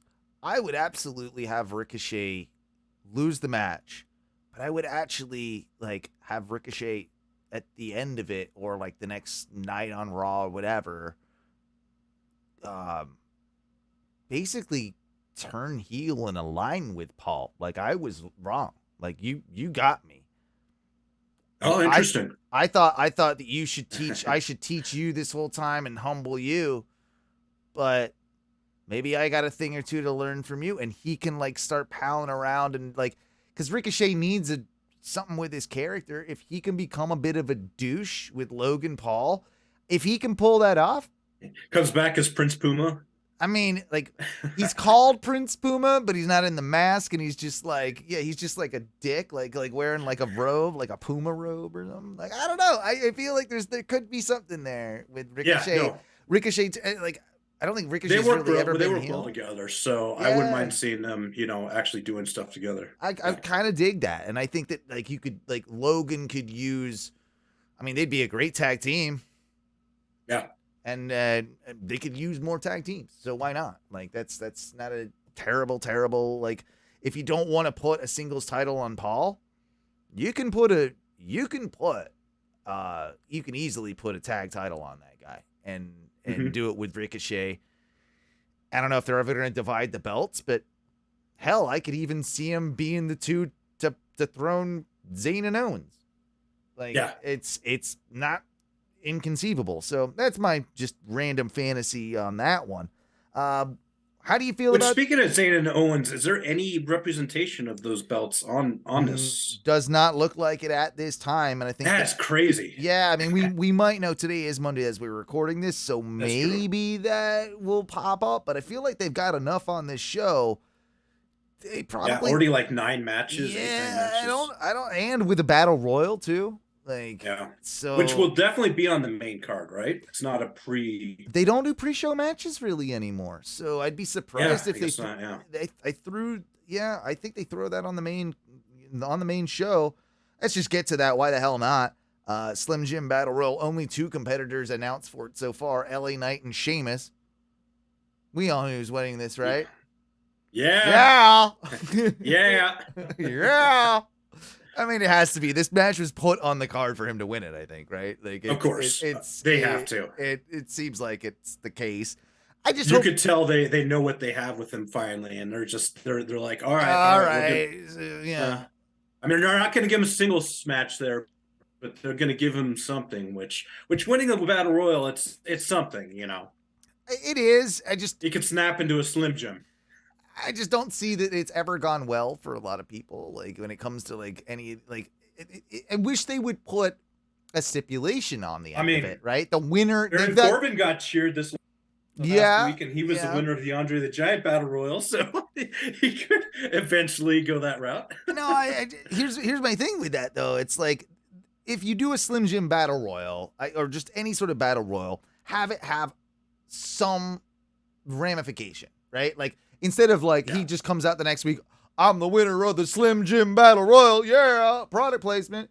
Like, no. Have it be for a U.S. title championship shot at any like choosing that he has, or you know, like something like that. Give it some reward for winning the battle royal. That's the problem that I have with this. It's just gonna be a jobber battle royal with a bunch of mid carders, and LA Knight's gonna win, and we'll all go and that'll be fine. But that's not enough for him. It's not enough for him. Like, it's mostly a way just to get people on the show, and it's but I just don't know. You know, that's the only replacement. Why are we fighting though? Why are we in this battle royal? Why are we doing this? That's the only thing I would have done with him besides put him in the battle royal is put him in a U.S. title match, because they could put the strap on him right now, which is weird. He'd be fine with that title. And it's, I guess maybe that's what they're doing now, is they're shaping up Santos Escobar to win that, you know, since he won the tournament and everything. And, you know, shame about Rey Mysterio. It seems like he's okay, but he did seem like dazed and a little out of it. And they kind of, I think, rushed the finish. But from all accounts, like, that I've heard, it does sound like Escobar was the guy that was going to win that match anyway. I couldn't see winning the title, though, over Theory, because they have this thing with Theory, and I don't know if he's the guy to take it. But I could see LA Knight take it. I do think it's when that happens. I do wonder what they're doing, because there was this whole LWO thing, right, with like Rey Santos, and like I felt like that was gonna eventually be like some sort of like feud with the Judgment Day further, and like that would make sense because of Rey and all that. But now, like, I think the Judgment Day is just too popular to bother with the LWO. So is putting the United States Championship on one of the members of the LWO a way to keep them relevant? That's why I say that they might do could that. Could be. But if you're turning LA Knight face, which you clearly are, then it doesn't make sense for LA Knight to beat Escobar. So Escobar needs to drop to a real heel in between there. Maybe it's back to Theory, and then LA Knight can take it from there. But all that seems super convoluted when you could have just have LA Knight win that, you know, tournament, go to SummerSlam, beat Austin Theory, and the people go, now we got was a match that the people wanted, right? know? Like, and that would have been like, you could have had them do that instead of this battle royal, and everybody would have been happy. Like, like no problem at all. But LA Knight has to win that. What about Gunther versus Drew for the IC title? So that's an interesting one, because Drew just came back, and you know, like, he's looking great. but I don't think he could take that from Gunther, bro. I can't. Nope. It's gotta be Gunther. Like, he's got records to break, and he's too dominant. Like, it's. I don't think it doesn't feel right yet. Like, it still feels like such a hot act. Why would you do it? And it's sort of a step down for Drew, too, in a way. I'm like, I know Gunther's elevated that title. Like, it's probably more prestigious than the one that Seth has at the moment. But in, like, lineage-wise and the way they see it as a company, it's not, right? So I can see Drew going for the one that Seth has rather than this IC title. I'm not saying Drew will win it, but this is Gunther for me. Yeah. Yeah. It's the only streak I care about right now is Gunther's. Yeah, protect that one more than any of them, really. Yeah. Funnily enough, our good friend Matthew, who predicted the same as us with Logan Paul and LA Knight, he has actually gone with the wild card of Drew on this one. So that is that's a big one. That's a big one because he could take that. I'm surprised. Well, we'll see. Moving forward, we'll go with Shayna Baszler versus Ronda Rousey. I mean, Ronda. I want Baszler to win, and nothing Ronda has ever done in the company is ever stuck with me at all. She had those couple first matches where she looked incredible, and we were like, "Holy shit, she can wrestle!" Like, she did. She had those.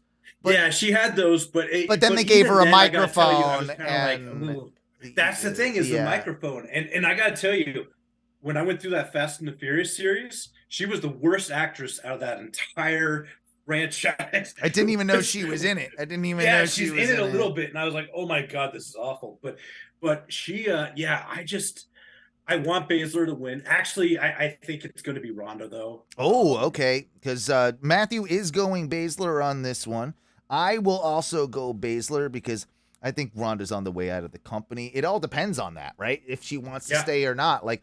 And a lot of like the reports, that could be complete red herrings that she's done and she's, she could want to stick around. I don't think the fans want her to stick around. I think she knows that, so I think she's gonna fuck off, and that's why Baszler, she's gonna put over Baszler on the way out and do the right thing. Baszler is what they wanted Ronda to be. Baszler in NXT was what they wanted Ronda to be on the main roster. Yep. She was absolute powerhouse on that roster, and it can be on the main roster too, and she could be that MMA level fighter that they want to be mainstream on the roster. So hopefully that happens. We'll see. You going Ronda or Baszler at the end? I know, man. I'm thinking of switching again. I'm gonna say Baszler. You're going Baszler. All right, so across the board Baszler with that one. I think it's the smarter pick. I think that will be a shock if it goes the other way. All right. Well, we'll save that till last. Let's get into the other women's match. So Asuka defending against Charlotte Flair and Bianca Belair. I'm getting Money in the Bank cash-in vibes on this. I am too, and I hope so, because I'm just not excited about this three-way at all. I like Asuka. I like all three Bianca involved Belair. For different reasons. Like I'm like Flair does not need to win this. We do not need another run with Flair as champion. I think Belair had her time and it was good, and I like her a lot. And Asuka I like a lot, but I feel like this is an Asuka win with a Io Sky cash in after. I am going to actually say this is a Bianca win with the Io Sky cash-in after. Okay. So kind of going the same way, but I can see that both. I can see it going that way. That's like because of shenanigans. Only because of shenanigans. If we have a shenanigans rule, I'm invoking it. I mean, it's the way it is, man. It's the way it is. Matthew also went Asuka with me, so you're going to go Bianca. It doesn't make sense for Charlotte to win to get. Unless I can see him doing a Flair Io Sky program. I can see him doing it. God damn it. I'm not going to do it, though. No. Oh, man. Do I do it? Oh. I know. Oh.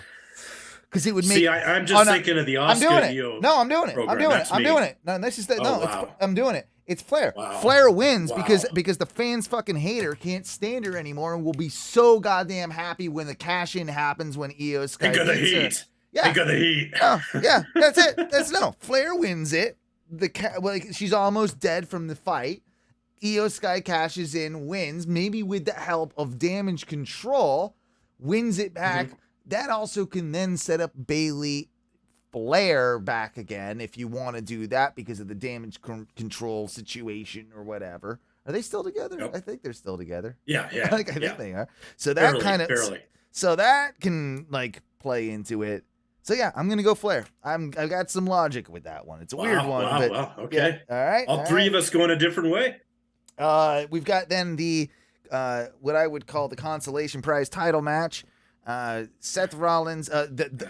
What I've heard, I still like this term. I think I've used it before, not my own, but I love it. It is the mid gold belt. Is what I've heard. I like that. I like that. Yeah, I like it. Yeah. So Seth Rollins against Finn Balor again, which is fine. I don't mind that they're running this back. Like, I just hope they have a better match than they had the last time because it was boring as shit. Yep. Like, it was for two exceptional guys. Like, it was just boring as shit. And once again, this really does. Yeah, depends if they want to keep the Judgment Day together or not, but I can see some cash-in tomfoolery coming into play with this one, and that could be your breakup angle too. That Damian Priest cashes in on Rollins, and it makes Balor bitter. Hey, do we see Demon Balor come out for this one? No, because he generally used to for title. Fuck Demon Balor, it's stupid. I don't like it. Goddamn predator looking motherfucker. Just so you know, Matthew went with Rollins, so we'll jot that down already. So he went with the safe bet with Rollins. I'm not so convinced. I don't think that they would have been keeping this up and keeping this program going with as I think. Man, how cool would it look if you've got every member of the Judgment Day with a title and Damian Priest there looming over them with that briefcase, right? Yep. And saying he's not going to cash it in on Finn, and saying they're cool, and that's a good point. And so I'm going with Finn. I am going with Finn for that simple reason, because I think that there's a lot that you can play with there, and we've seen it, and that would be like the ultimate development to later break up the Judgment Day when he probably does try and like maybe even fails a cash-in attempt or something. Like, or we could even be throwing a complete swerve and he goes down and takes that NXT title back, and then we have a complete Judgment Day dominance across both brands. I got a theory what they're doing with yeah, that's not bad. That's not bad. I don't think that's what they're gonna do. I think the long-term plan, and I don't either. But... And I don't love this. But I think the long-term plan, what they're actually going to do with the Damian Priest character, is they want to turn him face. They absolutely, I think he might be the one that separates from the group. I think he might turn face and align with Edge, the original starter of the Judgment Day. Interesting. I could see that. Yeah. So I mean, I think that would kind of work. Edge. You going Finn or Rollins, bud? I think I'm going to go Rollins on this one. It is the safer bet. So I'm going to go with Matthew. Yeah. Safe bet. Yeah, it's not. Hey, I'm liking that we have some. I'm Rollins cackle? I'm liking that we have. Well, I'm liking that we have like a challenge here. Like I love some competition. I love I hate it when it's all the same. You know. All right, we'll go with Cody versus Brock as I guess the next one. Is this the rubber match or? Yeah, this would be the third. Right? Yeah, okay. This is the third, so this is, so I'm going to go Cody on this one then. It has to be. There's no reason for this to continue. Oh, man, I heard some theories today about the next, like Cody will win this, but the next opponent for Cody is going to be Bray, and this might be a Bray return type thing. And I'm like, oh, no. Oh, Jesus. Oh, no. I don't know, man. Yeah, I can see them doing that. I can absolutely see them doing that. And it just stinks because I used to love the Wyatt family back in NXT and early, the early WWE stuff. But man, it just I don't know what it is about Bray, but man, it just doesn't work. He's got to do something completely different. To make that interesting, if that's going to be the direction. Because he's just going to drag Cody down with him. Yeah, all of us are going Cody with this one. I was surprised, and maybe there is still time for them to do it tonight to add the stip to this match. Like, it seems like they were leaning towards it being like a bull rope match or something like that. And, dog collar match. Dog collar, bull rope or something like that. So I can see that maybe happening tonight. I kind of hope it does, but we've not had that yet. I felt like they would have probably promoted it if that was the case, but I think it was a year ago this week that Lesnar came out with the bulldozer, so maybe we'll get some kind of some vehicle. That's some vehicle action. You vehicle know what? Carnage. No. He takes this. He's gonna have his bulldozer and he's gonna flip over that bus that Cody has. He's gonna flip over the Nightmare Express. He's gonna flip it over with the forklift, and then he's gonna come out, and then he's gonna, and then Cody's gonna win, and then something like that. And then this is gonna be your Twisted Metal integration with Peacock. Yeah, featuring Samoa Joe, not in this company anymore. That's true. Yeah. Which, by the way, not a bad show so far. You know what? I watched the first two, and I thought it was gonna be absolute dog shit, and I'm like, God damn it, this is actually all right for that. The amount of cheese that it's supposed to be. Like, it's not bad. It's actually all right. I agree. And then we got it, right? Like all right, what's the final match? Jay and Roman. And dude, like, what are they calling this? A tribal something, a tribal warfare. I just don't. Yeah, I think don't know what that means. No one knows what that means. Maybe he'll come out and do the. I hope that we get some Samoans out there, right? That like do a lumberjack match with a bunch of Samoans that like throw them in there, some shit like that. Like I don't know, like loser eats the chili pepper necklace, or I don't know. I forgot. Yeah. I want it to be Jay, but it just doesn't seem like it's gonna. I mean, I'll pop so big if it is. I know. I'll pop so big, and I think it's time that we. Now it's time to start winding down this bloodline thing. Now it's time. Like it's starting to wear. We wanted it to be Sammy. We wanted it to be Cody. Now, like, I want it to be Jay, but I feel like they've swerved me so many times on that, and it's just always kept being Roman. And I think it's going to, continue to be Roman until next WrestleMania, which just makes things incredibly uninteresting. But, dude, if it's Jay, I'm going to be, dude, I'll be so happy. The only thing main event Jay, I don't think he could carry it, and I don't think it'd work unless we made him a transitional champion. But then it wouldn't make the Cody win in a year as fun, and Well, I think that what we're failing to see is that we've got so much time in between, right? Like now and next year's WrestleMania. Could you have Jay win it to drop it back to Roman to get back to Cody Roman at next year's WrestleMania? And that's where I'm like, maybe that's what they do. If I'm WWE, fuck yeah, I do that. But do they have the balls to do it? I don't think they do. No. So I think it's Roman. And I think that there's going to be more drama with the whole Solo thing. I think this might end up being even though Roman will win, this will be the end of Solo and Roman somehow. And then we're going to talk about Solo maybe being the guy, and then he's not going to be the guy. Yeah.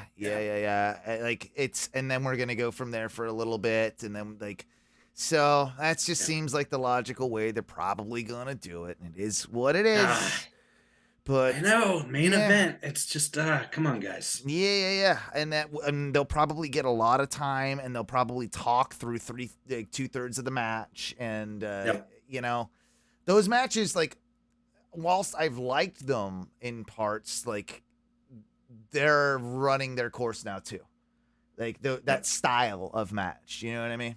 Like it's getting there. So Is there anything else WWE wise you wanted to throw in now that we got predictions? No, done, man. or I think anything, that was. I think that was it. Any last wrestling thoughts whatsoever, or just give you? Yeah, none at all. Just if you're not still watching Dark Side of the Ring, yeah, I hope you still are, because man, that's been great. That Bam Bam one, that Bam Bam one was just great. Yeah. And speaking of sad stories, saw that first picture from the 824 Von Erich film, which looks like that's going to be shaping up nicely, but also going to be another really sad story. Yeah, as we all know. So. You brought up such a great point that there's so many like heartthrobby type dudes in this movie that like there are people that aren't familiar with the story that are going to go see this, and Zac Efron, Jeremy Allen White, like and a lot of people, you know, if they're not familiar with wrestling, like their first exposure to MJF being in a film as well, like we'll see how well he does. Is you know, it's just as the non-Eric, he's gonna kill it. By the way, like I have no doubt of that.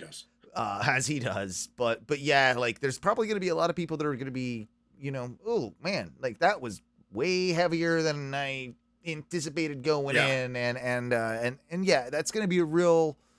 It's going to be a real interesting one. I'll definitely go see that. Also, the Cody Rhodes, a documentary just got released on Peacock, I believe today. I haven't seen it yet. I haven't seen that yet, so maybe we'll report back on that when we see that, and let us know how, maybe even on our Facebook group, if you've seen it, let us know like what your thoughts are on it. Again, facebook.com/groups/Ono Wrestling. And if you want to subscribe to our stuff, please do so. You can do that at twitch.tv/ONRS live, patreon.com/ONRS. And shit, I'm trying to remember if there's anything else I got to promote or plug or what have you. I got the I got the group. I got the money part with the Patreon.